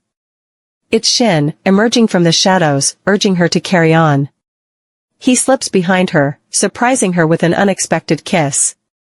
As they share the intimate moment, Eunha gets a clearer view of the tattoo adorning his back. Curiosity piqued, she asks about its origin. Shin reveals it was inked when he graduated from police academy and was assigned to infiltrate the gang. It was a necessary disguise to blend in with the underworld. As Shin shares his story, a question bubbles up in Eunha's mind. Once he's finished, she launches it at him, inquiring if he knew about her father when he started working in Serum. Shin responds honestly, he wasn't in the position to cross paths with her father, so he had no knowledge. Later, in the comfort of their room, as Shin attempts to tame her hair, Eunha delves into her past. She talks about her naivety, unable to fathom her father's involvement with the Serum gang. Shin paints a different picture of Mr. Lee, a man who cared for his employees and dreamed of a quiet life away from Seoul with his family. Eunha remembers those conversations, her father's dream of a peaceful life outside the bustling city. But back then, she was too young and rebellious to truly understand. The conversation takes a turn towards Shin's background. For a moment, they feel like any other couple sharing stories about their past. Shin opens up about his family, a lineage of brothers, and a father in the police force. His mother passed away when he was just 7, and his work keeps him from maintaining close ties with his family. He shares a fear that occasionally haunts him, losing himself in the gangster persona he's been portraying for years. He worries that one day, his real identity might just fade away. After some minutes, Kyunhyung decides to have one of those deep conversations again. He asks her what she does whenever she feels disappointed, and she tells him that she usually spends her time at the cinema, watching movies, because it makes her escape reality, and it makes her happy. Eager to make everything done her way, Kyunhyun asks her out on a movie date, but she declines because she knows for a fact that he will become bored of her in the end. However, Kyunhyun tries to make her see how hard he has fallen for her and the lengths he is willing to go just to see that she is happy. Locking lips with her, he promises to avenge her parents and also begs that she wait for him to complete his mission and return to her. Shin Kyunhyun is back at the grind, looking sharp in his sleek black suit. As the elevator dings open, a pair of burly goons stride in, their intentions as clear as the weapons they're wielding. Shin, ever the strategist, flips the script by using their own weapon against them. One swift move and one thug is down, a knife lodged in his chest. It's clear as day that Sungo Hyungnim sent these brutes after Eunha. Shin can practically taste the danger in the air. Meanwhile, Eunha is still playing prisoner back at the hospital, this time with Lieutenant Han as her jailer. Eunha flashes one of her signature grins at Han, inviting her over for a little chit-chat. Han declines at first, but eventually gives in, ready to field any questions Eunha might throw her way. The first question out of Eunha's mouth is about her release, but Han plays it close to the vest, citing confidentiality. Not one to be easily deterred, Eunha pushes, asking when Shin will be off work. At this, Han relents a little and reveals that Eunha will be released when the leaders of Serum and Yongsung are arrested in Shenzhen. Eunha, however, has other plans.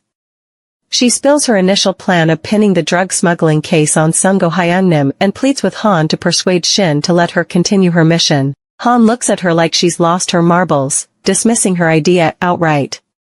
She insists that returning to Serum would be nothing short of self-sabotage. Undeterred, Eunha spills some tea about her history with Sungo, emphasizing his obsession with her. Han listens attentively, so much so that she doesn't notice Eunha's newly acquired firearm. Shin bursts into the room, just as Han makes a hasty exit. Before he can even question what happened, Eunha points Han's stolen gun at him. She threatens to shoot if he comes any closer, and when he steps forward, she holds the gun against her own neck, clearly enjoying Shin's evident discomfort. She then invites him to sit down for a chat, but not before insisting he disarm himself. Over drinks, she lays out her plan to return to Serum and reconnect with Sungo. She reassures him that their initial plan doesn't have to change, she'll simply lead Sungo to Shenzhen, where the police can swoop in. She even manages to add a promise of keeping him alive until the police arrive. Shin, amused yet frustrated, asks about her endgame.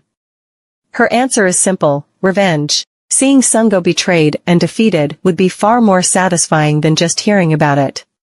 She wants to orchestrate his downfall her way, and nothing will stop her. With a few words and a few touches, Shin nods to her every request. He lets her have her way, and says nothing about it. After they are done with chit-chatting, Eunha kisses him on the lips, and they get intimate. In between, Shin tells her that he will fix a GPS on her when she finally leaves to join Serum again to determine where she is, and she obliges with that. In the next scene, We see Eunha right at the feet of Sungo, begging for mercy, to be taken back. Sungo looks down at her in disdain. It takes all of his willpower not to throw her out as a corpse. She tries her best to explain everything to him, telling him nothing but the truth. This was what she had discussed with the team at their round table, to tell Sungo the whole thing and watch as he let her go alive. She promised them that she knew the pig like the back of her hand, and she wasn't wrong. Sungo, being smart, pulls out a knife and asks if she returned to take his head and deliver it to Kyunghyun, but she declines every fact he makes and gives a pitiful show of how she waited for him to come and save her, but he didn't. Eunha kneels beside him, pleading to be taken back by the clan. She proves she is still useful by giving him new information about smuggling in Shenzhen and all the big gangs Yongsung has partnered with. As Sungo looks down at her, his features begin to soften, and just like that, all his hatred vanishes. And just like that, he picks her up from the ground and carries her in his arms, pouring out words of praise and forgiveness. As he takes her into his arms, he declares a party to honor her arrival. Meanwhile, Kyunghyun is worried sick about Eunha and how far she has gone with her plans. He calls Chief Cha to rearrange some documents and speed up Shenzhen's transaction process so Eunha can return to him faster. On hearing this, Cha explains the consequences of doing such a risky thing, but Shin clears it up and stands his ground. He wants Eunha by his side, and the faster he can get her, the better. Post Eunha, Kyunghyun's world is a whole lot of nothing. He's practically a walking zombie, going through the motions, but not really living. When Chief Cha waltzes in with the latest update on Shenzhen, Shin couldn't care less. Cha tries to show some concern, but Shin just shrugs it off and sends him packing. Cut to Eunha's welcome back shindig. She's downing drinks like there's no tomorrow, doing her best to hide her revulsion. It's barely been a day, and Sungo is already revealing his true colors. Drunk as a skunk, he stumbles over, trying to grill her for intel on Shin Kyunhyun. Eunha plays along, pouring him another drink and spilling some harmless secrets, carefully avoiding anything that could blow her cover. But Sungo isn't letting up. He hits her with a zinger. Why didn't she off Shin when she had the chance? Eunha deftly dodges the question, claiming if she had, she wouldn't have been able to bring him the juicy details about Shenzhen. Sungo, gullible as ever, eats it up. Armed with Eunha's tidbits, Sungo decides to head to Shenzhen himself. Eunha can't help but smirk at how perfectly Shin's prediction played out. But she's got her own little secret, she's tagging along. She breaks the news to Sungo, adding that she plans to hit up a popular gangster hangout to gather more dirt on Yongsung. Sungo, ever the smitten kitten, laps up her plan and showers her with praises. As they wrap up their chat, Eunha drops her final ask. Sungo, ever the gentleman, assures her that her wish is his command. So, she tells him what she wants. Just him. Next up, we're introduced to a blonde-haired heartthrob who looks like he's walked straight out of a magazine cover. As he steps into Kyunghyun's office, the mood shifts. Kyunghyun instantly looks worn out, knowing that this guy spells trouble. The newcomer, his eyes wide with awe, can't stop gushing about the room's size. He plops down across from Kyunghyun and asks for a smoke, but Kyunghyun turns him down, reminding him that his office is a no-smoking zone. The guy then starts spilling the latest gossip about Shin, asking if he really did eliminate the female spy. He confirms it. Turns out, the guy is Chairman Im Song-jun, a key player in Yongsung and soon to be part of their Shenzhen gig. Song-jun questions Kyunghyun's decision to move the transaction date up. Kyunghyun's response is straightforward, better to move the drugs sooner than risk getting caught. Song-jun cautions him about damaging his credibility, but Kyunghyun isn't budging. His clients have been loyal for years, so he's confident they'll roll with the punches. Song-jun is still prattling on about the Shenzhen deal, trying to convince Shin to stick with the original date. Shin's patience is running thin. Why should he have to debate with a nincompoop like Song-jun? He's made his call, and that's that. Just as the tension in the room is reaching its peak, Chief Cha makes an entrance, whispering something in Shin's ear. This little interruption ticks off Song-jun. He leaps up, gunning for Cha, but Shin's quicker. He steps between the two men, shoving Song-Joon to the floor. Without missing a beat, he drags Song-Joon across the room, slamming him against the glass door. His threat is crystal clear: mess up again and you're going over the edge. Once he's sure Song-Joon's got the message, he lets him go, promising a less forgiving response next time. Ever the diplomat, he has Cha escort them out. Alone again, Shin can't shake off what Cha told him: Eunha's GPS isn't showing any movement. He dials her number over and over until she finally picks up. She explains that she removed the chip because she's about to travel. Knowing how worried he must be, she reassures him that she's not planning on disappearing. She reiterates her plan and gives him the address of a bar in China, Egoist, where they'll meet to hash things out. Shin's mind is whirling. Why would she change everything at the last minute? He starts brainstorming, calling Cha over to share his plans. First, he needs to get to China ASAP, so Cha should book a flight while Lieutenant Han keeps an eye on things back home. Second, they need to keep tabs on No Hyungchul, Mayor Kim, and Sungo Hyungnim, especially Sungo. Lastly, their superiors must be kept in the dark. Things might get messy. Fast forward 18 hours and Eunha's at Egoist, scanning the crowd for Shin. She's all dolled up in a traditional Chinese outfit, but she's having trouble reaching him on her phone. The bar is filled with unfamiliar faces, and the stench of smoke and drugs is overpowering. As she tries to escape the smell, a man catches her eye. She heads towards him, hoping he's Shin, but she's stopped in her tracks when she bumps into someone. She mumbles an apology and tries to move past him, but he blocks her path, grinning like a Cheshire cat. Eunha does her best to avoid him, but he grabs her and shoves her against the wall. She's had enough. With a swift motion, she pulls out her hairpin and jabs it into his face, giving her just enough time to slip away. Crouched in her hiding spot, Eunha's mind is racing. The guy she'd just run into? The owner of Egoist. Now that she knows this, she's sure of one thing: she's not where she's supposed to be. If he finds out who she really is, her cover is blown. Just as she's contemplating her next move, Shin Kyunhyung strolls in, looking focused and flanked by the very man she'd just evaded. Shin and the Egoist owner, known as Rigui, seem to have an old camaraderie, probably born from their deep understanding of the drug underworld. As they chat, Shin's mind is buzzing with plans, making mental bookmarks for when he can come back and clean up this place. However, for now, he's playing the part of a friend and a gangster. When Rigui gestures to one of his minions, who returns with a suitcase full of drugs, Shin accepts it graciously, keeping up appearances. Afterward, he excuses himself, stepping outside to get some fresh air and locate Eunha. Meanwhile, Eunha has finally emerged from her hideout, trying to figure out how to slip away unnoticed. Her heart is pounding as she navigates the nearly empty space, all too aware of the potential trap she could be walking into. But she doesn't notice the man trailing behind her until he suddenly grabs her, dragging her away from the hall. She struggles, but he holds her tight. When they're finally alone, she looks up to see the man she's been waiting for, Shin. Her breath catches in her throat, words failing her. When she finally manages to speak, she tells him how terrified she was. His response?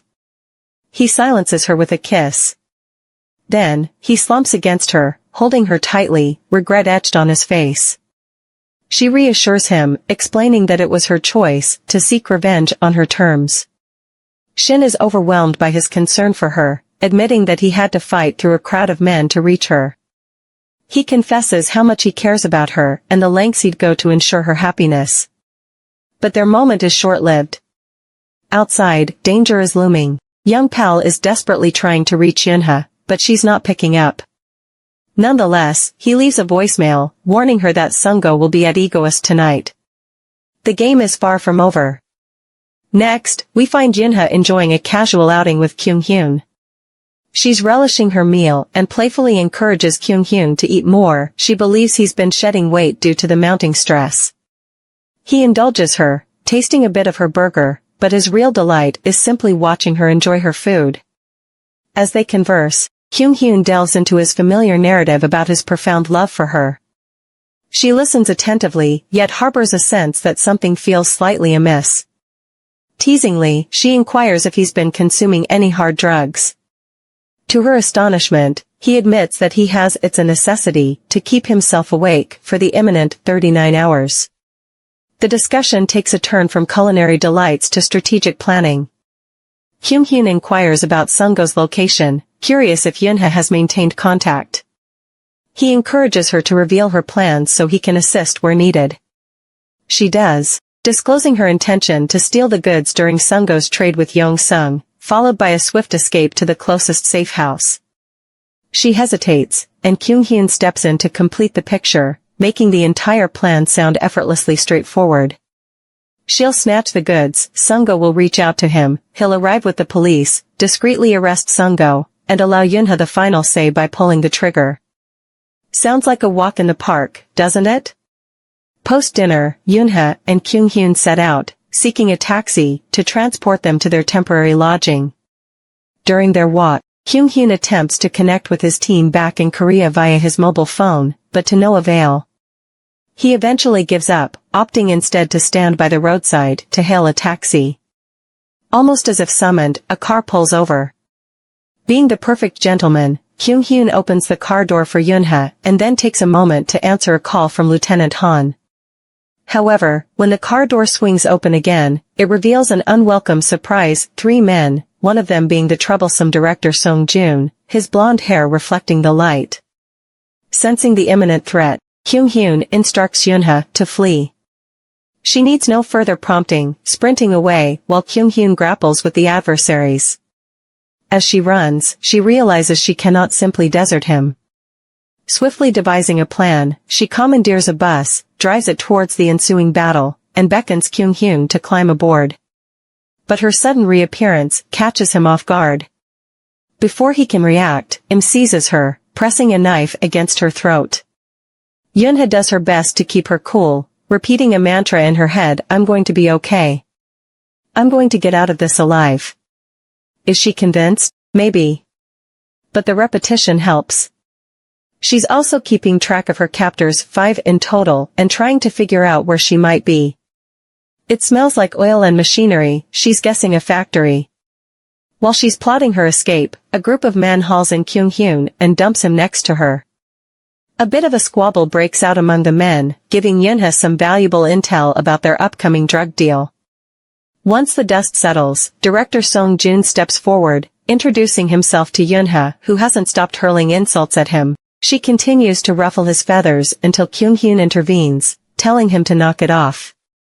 Recognizing Kyunhyun as the top dog, Song Joon tosses the ball back in his court. Kyunhyun pleads for Eunha's release, promising to do whatever it takes. Song Joon simply laughs, reminding him that Eunha is supposedly the same girl who shot their president. He also questions why she's still alive when he'd claimed to have killed her. Kyunhyun doesn't respond, he's too busy mentally plotting his next move against Song Joon. Little does he know, Song Joon is one step ahead, and the blow to Kyunhyun's head leaves him unconscious before he can even react. Song Joon invites the Chinese kingpin, Rigui, to enjoy the spectacle. With a language barrier between them, Rigui speaks only English, while Song Joon understands Chinese. They resort to using an interpreter. They discuss the money for the trade, but when Rigui questions the absence of the funds, Song Joon explains they'll arrive the next day. Rigui decides to take matters into his own hands, planning to get rid of Kyunhyun, who's no longer useful. As he aims his gun, Eunha pleads with him in English. She tells Rigui that Kyunhyun was planning to steal the goods and return them to him. She even confesses to shooting the president of Yong-sung, No Hyungchul, to prevent them from getting the drugs. Rigui is impressed and agrees to trade with Eunha on one condition: Kyunhyun must be spared. However, he quickly turns the tables, pointing his gun at Eunha and threatening to kill her. It's Kyunhyun's turn to beg for Eunha's life, but before he can finish, he's attacked by the men, beaten and tortured. Rigui orders his men to prepare a drug for Eunha, a substance that will make her want to die, a supposedly painless exit. Eunha fights back, struggling against her captors, but they're too strong. As they pin her down, waiting for the perfect moment to strike, Rigui leaves, tossing Eunha the hairpin she'd used to threaten him during their last encounter as a twisted parting gift. Still holed up in the chilly confines of that fertilizer factory, it feels like the night's dragging its feet. Eunha and Kyunghyun are shuffled off to a different part of the factory while Rigui and Songjun keep talking shop. Rigui lays down the law. He's not one to mess with his schedule and gives Songjun a 2-hour window to rustle up the cash for the drug trade. He throws in another curveball, for safety's sake. Nobody's leaving the factory until the deal's done and dusted. Songjun feels like he's about to lose it and calls Rigui's bluff, but when he's met with a steely gaze, he knows this ain't a joke. Defeated, he signals his right-hand man, young Gi, to hand over his mobile phone. Next scene, Kyunghyun's pulling out all the stops trying to snap Eunha back to reality from the drug-induced hallucinations. She's writhing on the ground, yelling for help, begging Kyunghyun not to hurt her. She curls up, terrified, pleading with her parents to come to her rescue. Kyunghyun looks deep into her eyes, the empty stare tells him everything. The drug's working fast and he needs to ground her, fast. He reassures her that it's all just make-believe, holding her close, kissing her, trying to anchor her to reality. He promises her it's just a bad dream and she just needs to wake up and everything will be fine. But she's still trapped in her mind, crying, fighting to hold on to the shreds of her sanity. It's like the drug dredged up every painful memory and made it fresh in her mind. Now, she can only hear the negative voices in her head. Her words are scaring Kyunghyun and it's hard for him to watch her in so much pain. Knowing Eunha's barely hanging on, he pleads with her to come back to him. That's all he can do right now, beg like a man out of options. As he recalls their shared memories, he realizes how much she means to him, how much he needs her in his life. The thought of losing her breaks him and he starts to cry. Seeing his tears, something shifts in Eunha. Her face softens, her eyes lose their vacant look. She goes up to him, assuring him that everything will be okay, wrapping him in a comforting hug. They cling to each other, holding on as tight as they can, hoping to wake up from this nightmare soon. As Eunha struggles to regain consciousness, she starts to recollect another terrible memory. It is another one of her previous experiences in Sarim. She is locked in a dark room until Kang Sung-ho opens the door, making Eunha jump to her feet towards the opening doors. However, it's clear that his intentions are anything but good. Kang Sung-ho threatens Eunha, telling her that it is in her best interests if she doesn't try running away again. He doesn't care that she is just a young girl of 16 years old. He makes it clear to Eunha that if she tries to run away again, her life will be in danger. The frightened Eunha can't muster any words as she eats some food leftovers on the table. But as Sung-ho leaves the room, she breaks down in tears. She promises herself that once she leaves this terrible place, she will never cry again. With the end of this dream, we see that Eunha is finally coming around as Shin Kyunhyung holds her in his arms. It seems the effects of the drugs have dwindled greatly. Shin Kyunhyung tries to clarify if Eunha is feeling better now, and fortunately she says so. Furthermore, it seems she finally remembers who he is. This man is the person she loves. This triggers Kyunhyun to kiss her and the two share an intimate moment in the cell. As Eunha slowly starts to feel better, Shin Kyunhyun informs her of a plan he is hatching to get them out of the cell. He has been listening to what the guards have been saying, and from what he has heard, it seems that Im Sungjun has come with the proposed money. Furthermore, Shin Kyunhyun thinks they're likely going to proceed with the deal shortly. Is this really a chance for them to get out of this prison? Shin Kyunhyun swiftly puts the plan into action by making a loud bang on the door. This is enough to startle the lone guards securing their cell from the outside. However, we see that this is enough to lure the man over to the cell. After a short but intense fight, Shin Kyunhyun manages to defeat the guard and free both Eunha and himself from the cell. But they encounter another problem.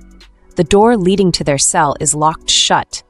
Kyunhyun sees some keys on the floor from the guard he just defeated. However, he doubts if any of them will work. What are they going to do now? However, to Kyunghyun's surprise, he sees Eunha causally unlock the gate. "Let's go," she says, swinging the door open. Kyunghyun suddenly remembers a past conversation he had with Eunha concerning how she got freed from some handcuffs. Eunha never told him how she did it. She must be very good at lockpicking. No wonder she is able to open the gate so easily. As they proceed towards their goal of escape, Kyunghyun tries to analyze their situation. It seems that the only way they'll be able to leave the building is if they can get past the place suing.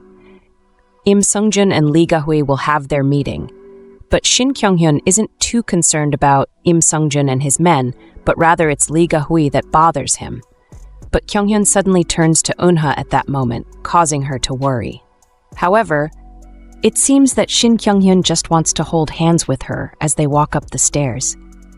This guy is unbelievable, isn't he? Even in a dire situation like this, he is acting so love-struck. Even Eunha finds the situation funny and weird. Is this even the same Shin Kyunghyun that she knows? But Kyunghyun makes it clear to her that it's not weird. In fact, ever since Eunha came back for him in the truck, he has fallen in love with her over again. Therefore, he tells her not to feel weird about how he is expressing his love for her. However, at that moment, they feel a breeze coming up from the stairs below. Is someone coming up the stairs? What does this mean for their plans to escape? A guard walks back into the area of Shin Kyunghyun and Eunha's cell to check on the other guard meant to be watching over them. However, we see that Kyunghyun is already inside waiting for him. The guard doesn't hesitate to pull out a weapon and aim at Shin Kyunghyun. The sound is enough to resonate to the upper floors of the building. Even Im Sungjun hears the sound from the negotiation area. However, as much as he tries, Sungjun isn't allowed to leave the room to check on what's going on below. In fact, no one is allowed out of the room until the conclusion of the business deal. Sungjun can't help but be concerned about Shin Kyunghyun. They will need 10 men to have a chance at stopping Kyunghyun if he's really the one responsible for that sound. Back with Shin Kyunghyun, we see that he suffers no harm from the guard's attack. In fact, the guard is lying on the ground, unconscious. There's no end to them, says Shin Kyunghyun, tossing away the object he used to defeat the guard. Eunha replies from behind the door, where she's hiding that there's going to be more of them coming. Definitely, these two know that the noise from their fight has alerted some people in the building. With this in mind, Shin Kyunghyun decides to pick up the defeated guard's weapon to use for himself. They will need a way to protect themselves, after all, as they head up the building.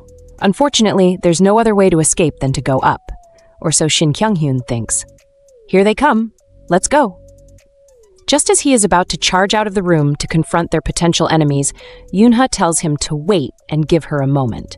She feels a breeze coming from downstairs once again.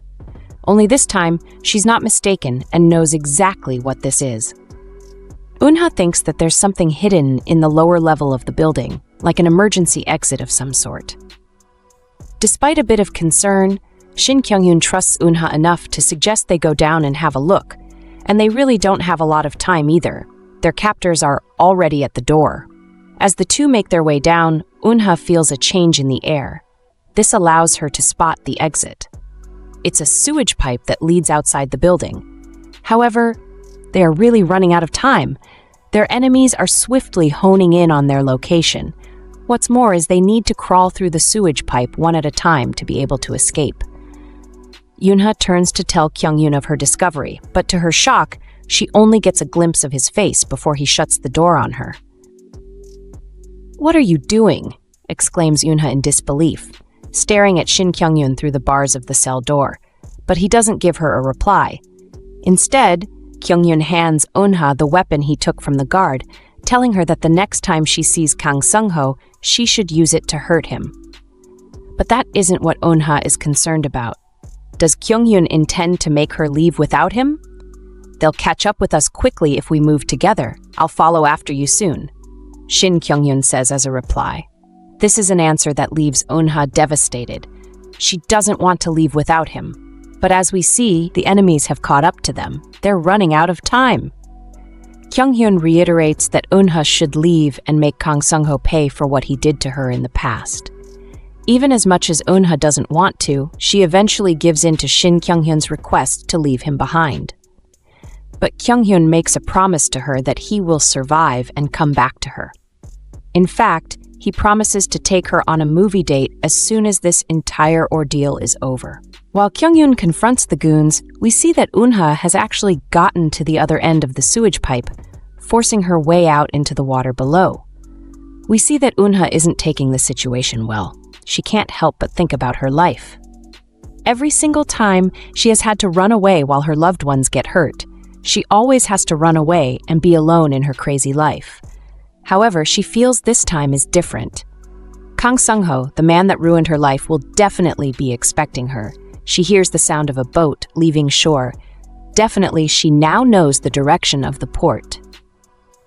Eunha is determined to get back at Kang Sung-ho for all the things he has done to her. She will definitely do everything in her power to finally be free from this nightmare of a life she's living. We see Lee Eunha emerge from the sewer, underneath a truck. She takes the truck driver by surprise by appearing suddenly, before threatening him to hand over the keys to the vehicle. As a bonus, she exchanges her wet clothes with his own while dialing up a number, possibly to find Kang Sung-ho. Fortunately, she does manage to get the information on his location and starts to drive there under the guise of making a delivery. She arrives at the stated location, and after one of Sung-ho's boys, Seo Young-jun, confirms that the package of drugs in the truck. Lee Eunha finally comes face to face with Kang Sung-ho once more. Their conversation doesn't last long before Eunha bursts out in laughter, startling Kang Sung-ho. "Hey, old man," says Eunha, stomping her foot on the ground. "You know that truck Youngjun took off with? What do you think is inside?" Her words leave Kang Sung-ho stunned once more.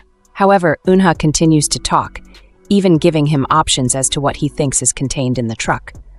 Possibly, it can be the stimulant, sacks of flour, cheap stuffed animals, or nothing at all. But Kang Sung-ho doesn't find her attempt at a joke funny. He probably thinks Eunha is out of her mind. "Ah, so sad. It would have been much more fun if you guessed," says Eunha, mockingly before revealing that what is inside the truck is actually a bunch of cheap stuffed animals. This revelation, combined with Eunha's continued mockery of him, causes Kang Sung-ho to lose his calm. However, before he can do anything to Eunha, the woman pulls out the weapon given to her by Shin Kyunhyung, forcing Sung-ho to stop in his tracks. She asks him a simple question. "Why did you do it?" However, Kang Sung-ho doesn't understand what she's talking about. Furthermore, he tries to get Eunha to drop the weapon.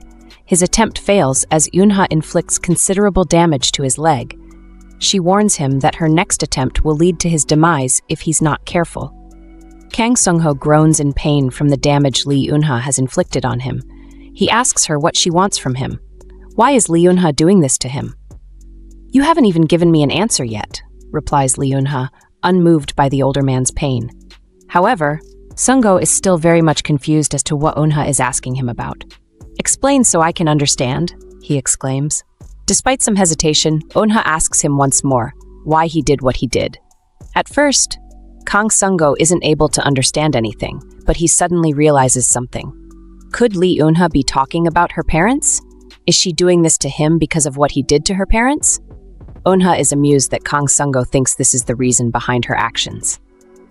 She clarifies that it isn't merely because of her parents, but rather it is because Kang Sung-ho did something else. This man decided to save her instead of ending her life with her parents.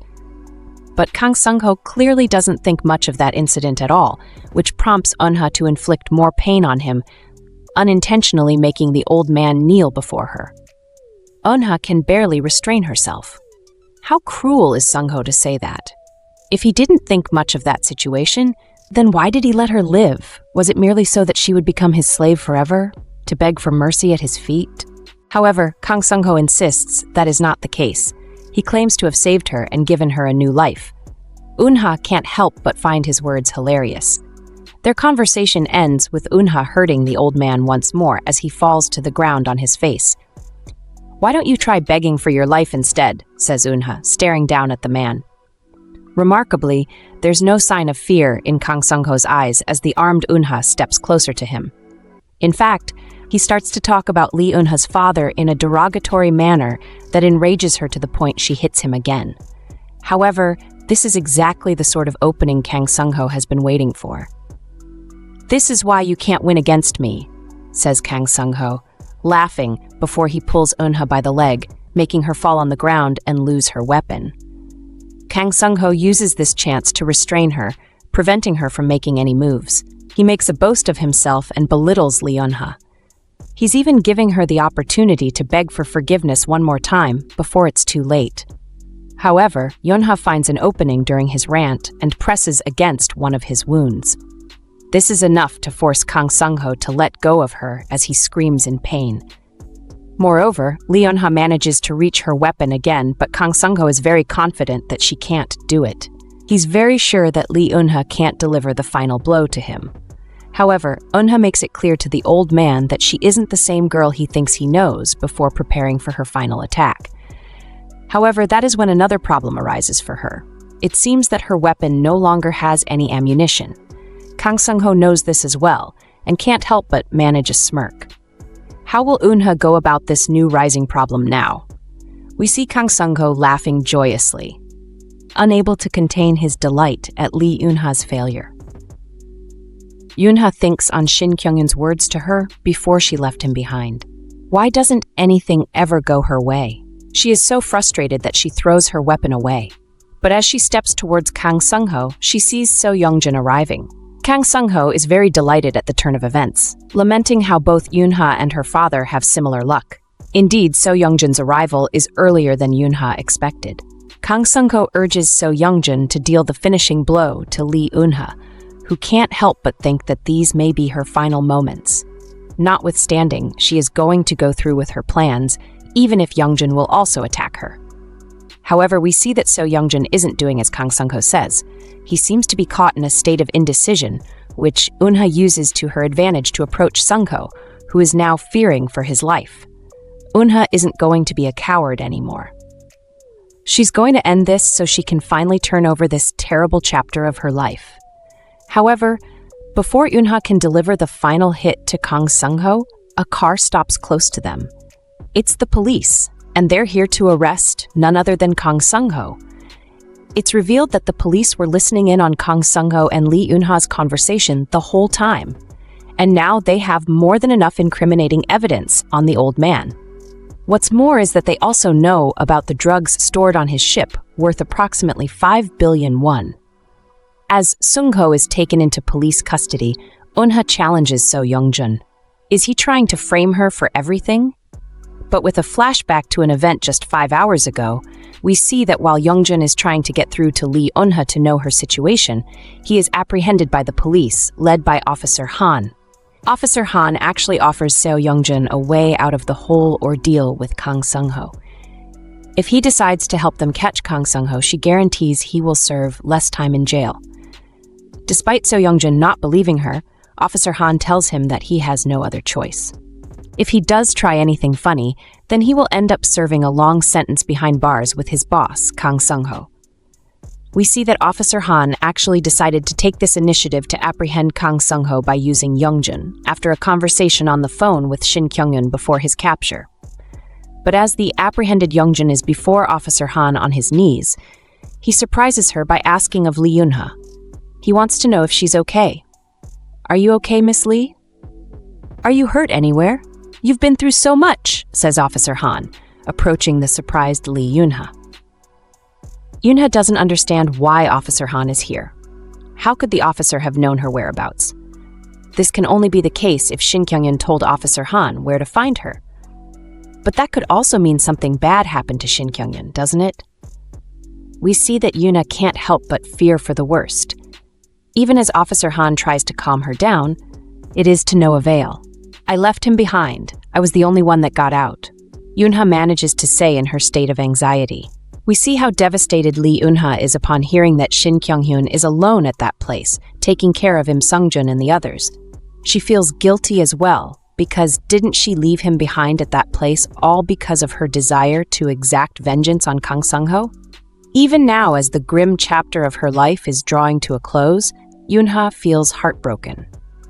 If Shin Kyunhyung truly doesn't survive, then what will she do? But at that moment, Officer Han takes out her walkie-talkie. I was just starting to enjoy it.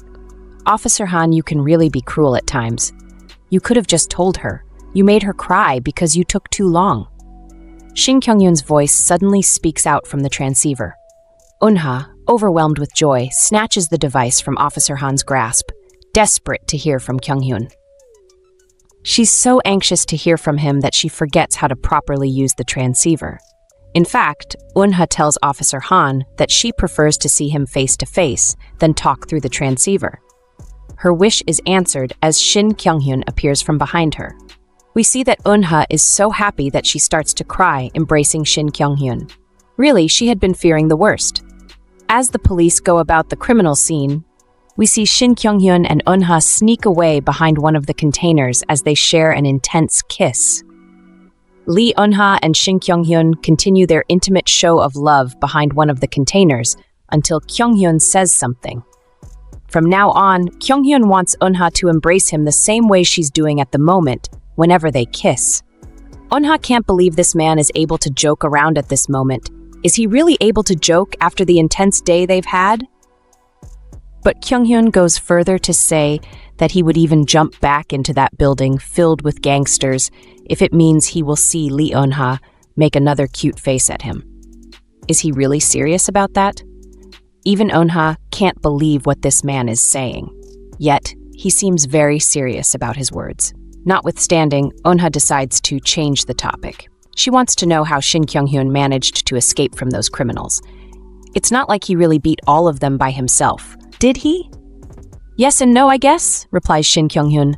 Reinforcements arrived at the right time. His words leave Eunha a bit stunned. We see a flashback of Shin Kyunhyun's confrontation with Im Sungjun and the other gangsters. The criminals are very confident in defeating Kyunhyun due to their overwhelming numbers. However, it is at that moment that the Chinese police burst into the scene with tear gas. As the gangsters are being apprehended, we see Im Sungjun struggle in vain against his captors. He sees Shin Kyunhyun walking unopposed and demands that the police should also arrest him. However, to his shock, the police do no such thing to Kyunhyun. As Shin Kyunhyun handcuffs Im Sungjun, the man finally realizes that Kyunhyun is a police officer. Back to the present, as the flashback ends, we see Eunha asking how the police knew where to find him. Superintendent Kyunhyun reveals that he has a GPS chip embedded in his skin, a decision he took about 12 years ago. Remarkably, that decision is what saved his life today. Who would have imagined that? Eunha can't believe that Shin Kyunhyun didn't tell her about this secret beforehand. The superintendent apologizes for this, saying that there wasn't time to explain everything to her then. I was worried sick, says Eunha, trembling slightly. But Shin Kyunhyun tells her that he's aware, comforting her with a kiss. Their lovey-lovey conversation ends with Kyunhyun revealing he needs about 20 stitches from the injuries he suffered fighting for his life. However, despite Eunha's insistence that he should be looking for medical attention, Shin Kyunhyun disagrees. As of this moment, all Kyunhyun wants is to be with Eunha. A week later, we see there's breaking news revealing the arrest of the mayor of Seoul, Kim Min-sok, for his involvement in criminal activities. But more importantly, we see Officer Han visiting Eunha to tell her some important news. She finally has clearance to a new identity and passport. Finally, it seems that Eunha will be allowed to live the sort of life she has always wanted to live. She is finally free from the darkness of her past at last.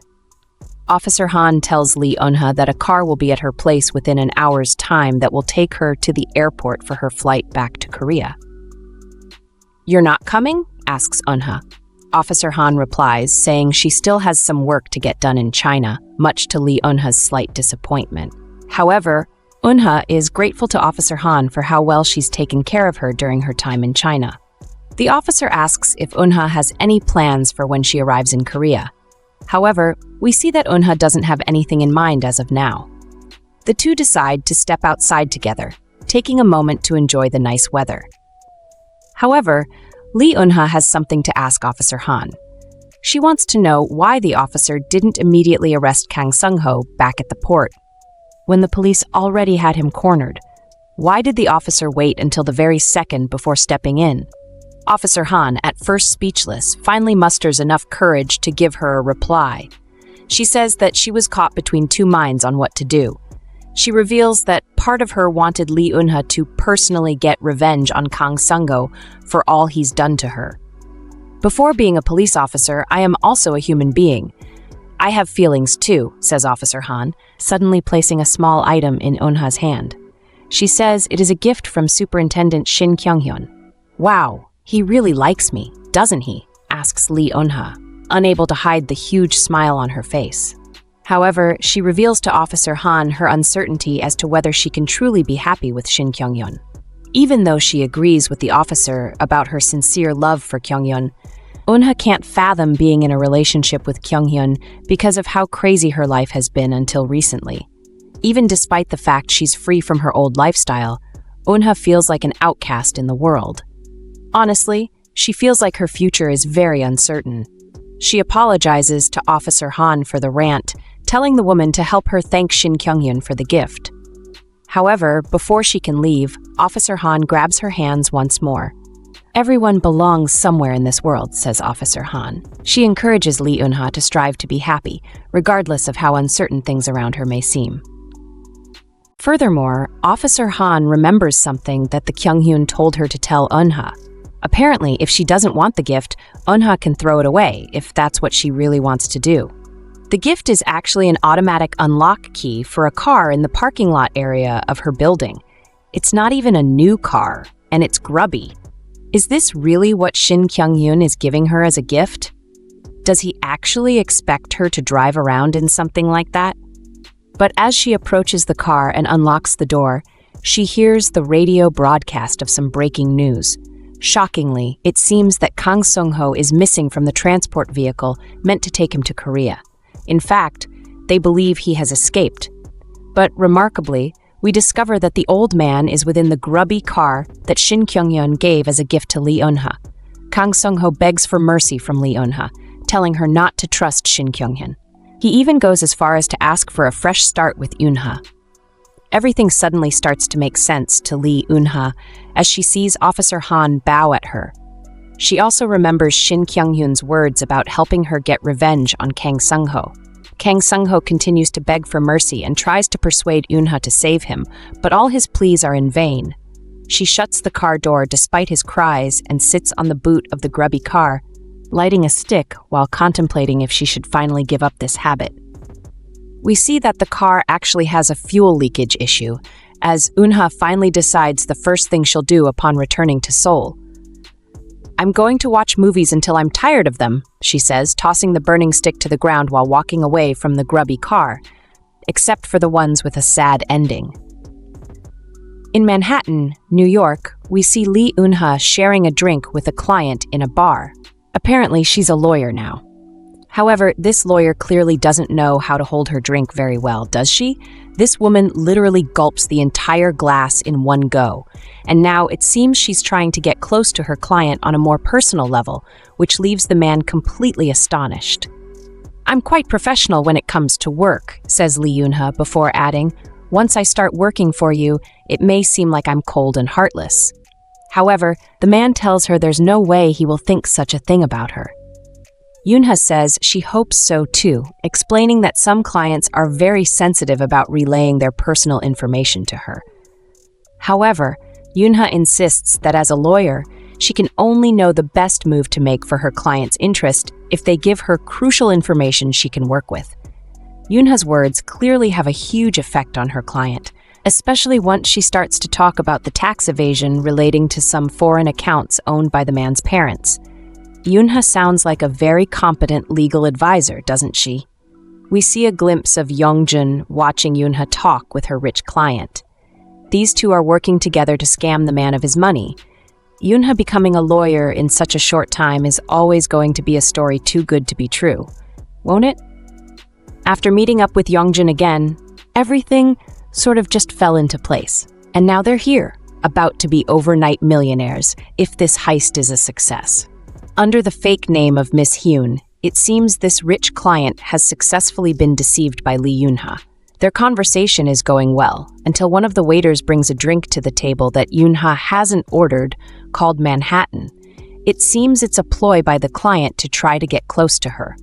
The sharp-eyed Eunha sees through his tricks, though, and uses it to her advantage. Eunha can't help but think how easy it is for her to fool her rich client. Just a little more, and she will be filthy rich. But she suddenly hears a voice behind her, saying, "That drink is perfect for scammers." Eunha immediately recognizes the voice and jumps to her feet. As she fears, the voice belongs to none other than Shin Kyunhyung, who has a really smug grin on his face. "It's been a while," Shin Kyunhyung says with a pause, walking towards Eunha's table. "Since I've run into another Korean around here. Do you mind if I sit with you?" As the superintendent approaches, Eunha loses all hope. Definitely, he knows what she's trying to do here, doesn't he? As Eunha's client tries to prevent Shin Kyunhyung from joining them at the table, the superintendent suddenly slams a pair of handcuffs on the table.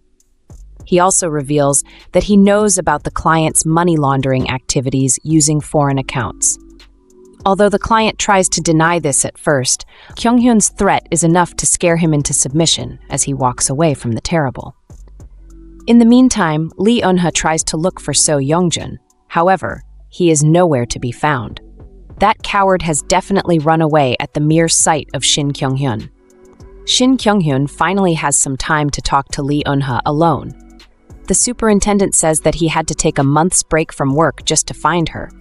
Eunha coyly replies that there's no need for him to thank her, seeing as he has always been a workaholic.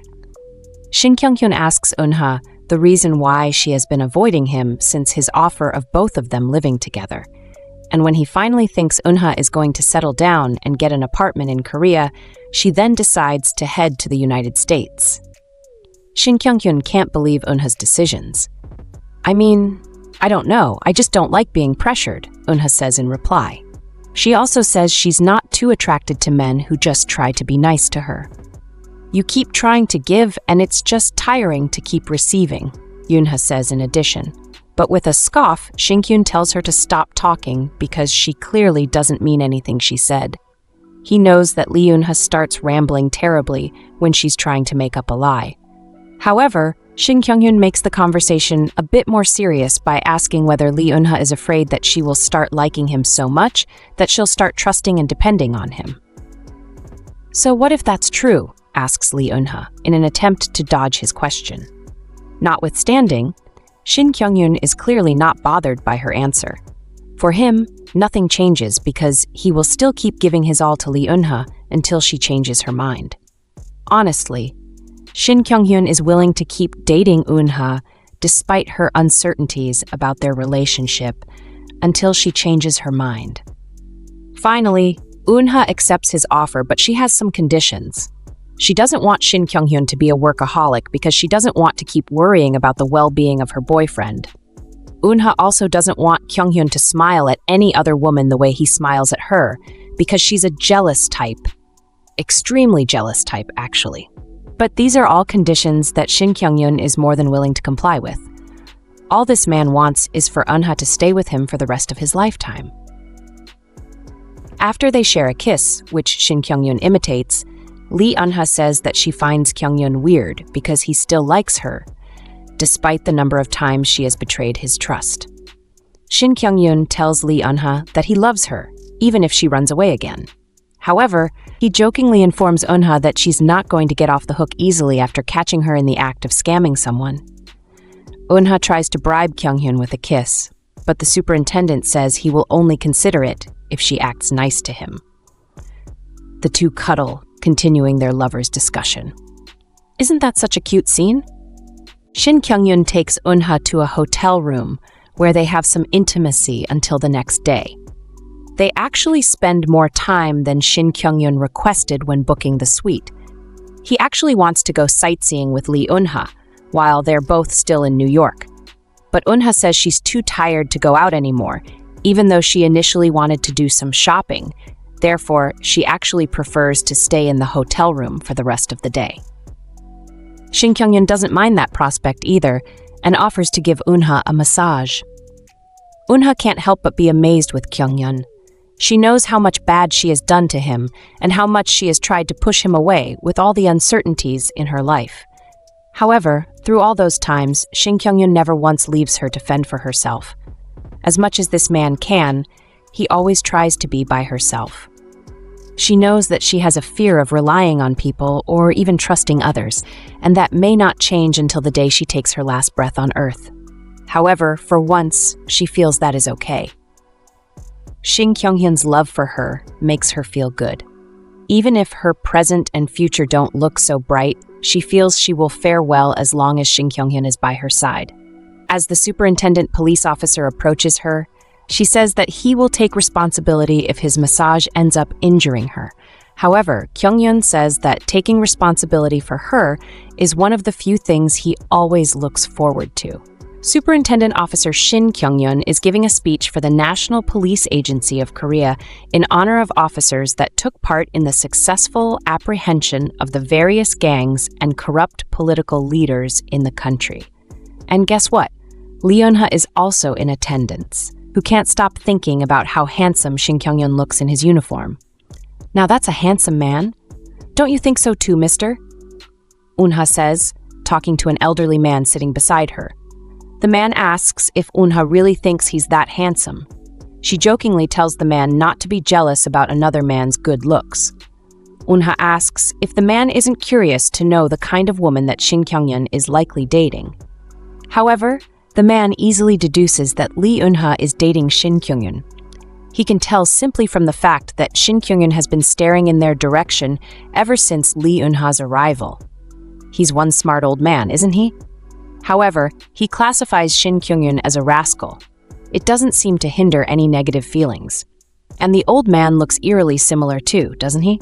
The program continues, and so does the conversation between Eunha and the familiar-looking old man.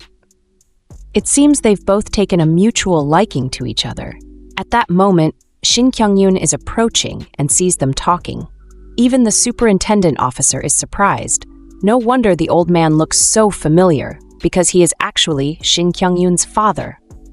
Eunha is obviously oblivious to the fact she's been ranting away with her boyfriend's father.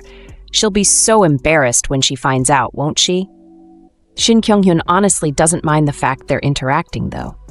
In fact, the mere sight of his father and girlfriend talking brings a smile to his face. After the speech ends, we see Eunha walking around in search of the auditorium. Apparently, Shin Kyunhyun sent a text saying he wants them to meet there. As Eunha steps into the auditorium, she discovers it to be empty, apart from the sole figure of Shin Kyunhyun resting in one of the seats on the higher levels. The reason Shin Kyunhyun called her to the empty auditorium is because he wants to spend some quality alone time with Eunha. However, Kyunhyun isn't supposed to be doing such things in his uniform, which can actually get him in trouble. The superintendent officer jokes about quitting his job, revealing he still has money saved up from when he was an executive director at Guemo. However, that is only supposed to be a last resort if the higher-ups of the police force betray him. The surprised Eunha wonders if this man is really a police officer. She's certainly not the only one thinking that. Shin Kyunhyun asks what he looks like to Eunha. A good swindler and boyfriend, replies Eunha with a teasing grin. Shin Kyunhyun says that he actually likes how she describes him before they share an intimate kiss, barely paying attention to the movie on the screen. It's raining in the city today. Eunha is at So Youngjun's office for some reason, who still can't believe he is the only surviving member after the eradication of both Serim and Yongsung gangs from the streets of Korea. Actually, this guy is shameless enough to take pride in that achievement, even though he only managed it due to Officer Han letting him off the hook. But So Youngjun is currently focusing on more pressing matters. Why is Eunha just idly staring out of his window? It's not like there's anything worthwhile to look at. What are you doing, Eunha? Acting all serious like that? Youngjun can't help but ask. However, Eunha makes it clear she's not in the mood to start a conversation with him at the moment because she's very distressed about something. Youngjun is very disturbed by Eunha's presence. Why does she always come to his place to vent out her frustration? Like, seriously, it's his house regardless how useful Eunha can be sometimes. So Youngjun actually still remembers the day Eunha and Shin Kyunhyun reunited in Manhattan, New York. Actually, that superintendent officer had also caught Youngjun taking pictures of Eunha and the rich client she was trying to scam. However, the superintendent isn't trying to put him behind bars or anything like that. Instead, he actually has a personal job he wants to hire So Youngjun for. Shin Kyunhyun wants Youngjun to help him keep secret tabs on Eunha's movements. That sounds crazy, doesn't it? This man definitely doesn't act like the police officer he claims to be. Shin Kyunhyung even goes as far as telling So Youngjun that the only reason he isn't serving a long sentence behind bars is because he needs Youngjun to report all of Eunha's activities to him. He basically just bullies the poor Youngjun to do what he wants by threatening him.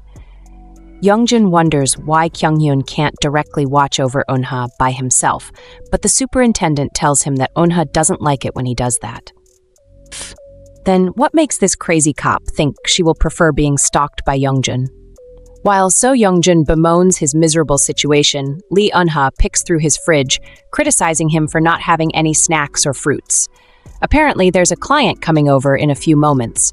Eunha manages to reveal this to Youngjun right before said client, a woman, walks into the office. Eunha tries to engage the woman in a cordial conversation, but Youngjun interrupts and starts to talk a lot of nonsense that scares the woman. Seeing no other option, Lee Eunha forces Youngjun out of the office by asking him to get some snacks and fruits, preferably strawberries, for their client. Youngjun can't believe what just transpired. Since when has he become Eunha's personal assistant? Now he has to go to the first floor of the building and then the supermarket for some strawberries. Meanwhile, Lee Eunha continues to talk with the client, telling her some things are better said alone between women. Actually, Eunha has been waiting for this particular client all morning. The reason is that she is curious as to why the client desired to come to their office. Usually, they do a lot of dirty work for clients that people don't want to be associated with. Who wants to let people know they pay people to get pictures of their cheating partners? Anyway, this particular client's husband is a prolific cheater who is only with her for her money. At least, that's what Eunha deduces from the information she has on both of them. Furthermore, it seems the woman wants them to stop working for her because she is going on a trip with her husband, possibly to make amendments in their relationship. She even says she will pay the other half of the money that she's owing them, and thanks Eunha for her and So Youngjun's hard work till this point. However, Eunha's intuition is telling her that something is wrong. She's sure this woman's husband has ulterior motives for wanting to go on a trip with her. Therefore, Eunha offers to give the woman a 50% discount on their services. She'll cut the fees in half, only if the woman doesn't go on the trip with her husband. What angle is Lee Eunha playing at here? So Youngjun finally returns from the errands Eunha gave to him. His clothes are wet from standing in the rain as well. Unfortunately for him, the rain stops as soon as he enters the office. Youngjun is surprised to see Lee Eunha and the client still talking. However, Eunha informs him that this is the last day they'll be working for the woman. Youngjun wants to ask if this means the woman has gotten a divorce from her no-good husband, but Eunha steps on his leg before he can finish his statement. Poor Youngjun, that's going to hurt a lot. Eunha tells Youngjun not to say anything rash before the woman, and seeing as she keeps stepping on his foot, Younghun is smart enough to agree with her terms. Notwithstanding, Eunha tells the woman not to go on the trip with her husband, as his sudden change of heart feels very suspicious. She asks the woman if she hasn't gone through the files they prepared for her. The woman doesn't deny the fact that she has, nor does she deny that she isn't disappointed with her husband's actions. However, the only reason she's still trying to make their relationship work is because that man is the only one that actually understands her. Therefore, she still wants to give him one last chance. But Eunha isn't buying any of what the woman says. To her, it seems like this client is still in love with her husband despite all the obscene things he's done. After the client leaves, Lee Eunha decides to ask So Youngjun whether the client's husband went to a mountain this past week in one of his cheating escapades. So Youngjun recalls this incident and tells her the name of the mountain, Taehwa Mountain. Eunha remembers that this is the same place the client said that she and her husband were going for their trip. Coincidentally, Officer Han also invites Eunha to go on a camping trip at the same place. Or is it actually a coincidence? No matter the case, Eunha is determined to find out the ulterior motives of the client's husband. It's the day of the camping trip, and guess who's tagging along with Lee Eunha and Officer Han? It's none other than Shin Kyunhyung and Cha Jungwon. Is it not right to call this a double date instead of just a camping trip? Anyway, the two couples are still on their way to Taewa Mountain, but it's enough time for both Cha Jung-won and Shin Kyunhyun to say romantic things that make Eunha and Officer Han embarrassed. A lot has been happening recently, because Officer Han and Cha Jung-won are now married. Shin Kyunhyun is now a superintendent general police officer, while Officer Han is now a superintendent. As the group of four continue their conversation, Eunha asks Superintendent Han if she likes to go camping often, since she suggested this over having a housewarming party. However, this is clearly a tactic by Eunha to get the female officer to tell her the real reason they're going on a camping trip. Ms. Han tells her that she actually didn't expect Eunha to accept her offer, nor did she expect Shin Kyunghyun to tag along either. We see a flashback of Kyunghyun and Eunha spending time together when the superintendent asks his girlfriend why she suddenly wants to go camping. The discussion eventually goes astray as Kyunghyun asks Eunha if they should have a child. Eunha has doubts regarding if they really should have children because of their unusual lifestyles. Moreover, she feels Kyunghyun only wants a child so he can keep her by his side. However, Shin Kyunghyun tells her not to worry about having a normal life if that's what she really wants. He is willing to give her the normal life she desires if it means she will stay by his side for the rest of his lifetime. Back to the present, we get to know that the only reason Kyunghyun is tagging along for the camping trip is because of Eunha's presence. Also, he wants to know why Eunha changed her mind about traveling, having previously told him that she isn't interested in it. However, seeing Eunha happy makes him less concerned about those things, because for Shin Kyunghyun, seeing Eunha happy is enough to make him happy too. The two couples finally make it to Taewa Mountain and start their camping activities. However, Eunha is watching out for her client instead. But that doesn't last long, with Shin Kyunghyun coming out of the tent, asking why she's not eating her food yet. To avoid arousing suspicion, Eunha starts to eat. Later on, she gets in a conversation with Mrs. Han and Cha Jung-won about how differently they act when they're with each other, compared to when they are at work. Shin Kyunghyun, appearing out of nowhere like usual, tells Eunha that her assumption is far from the truth. This leads to him exposing Cha Jung-won and Mrs. Han's romantic antics at work. One time, he even caught them red-handed in his own office. However, Eunha is unmoved by this, as well as Superintendent Han's complaints about Kyunghyun.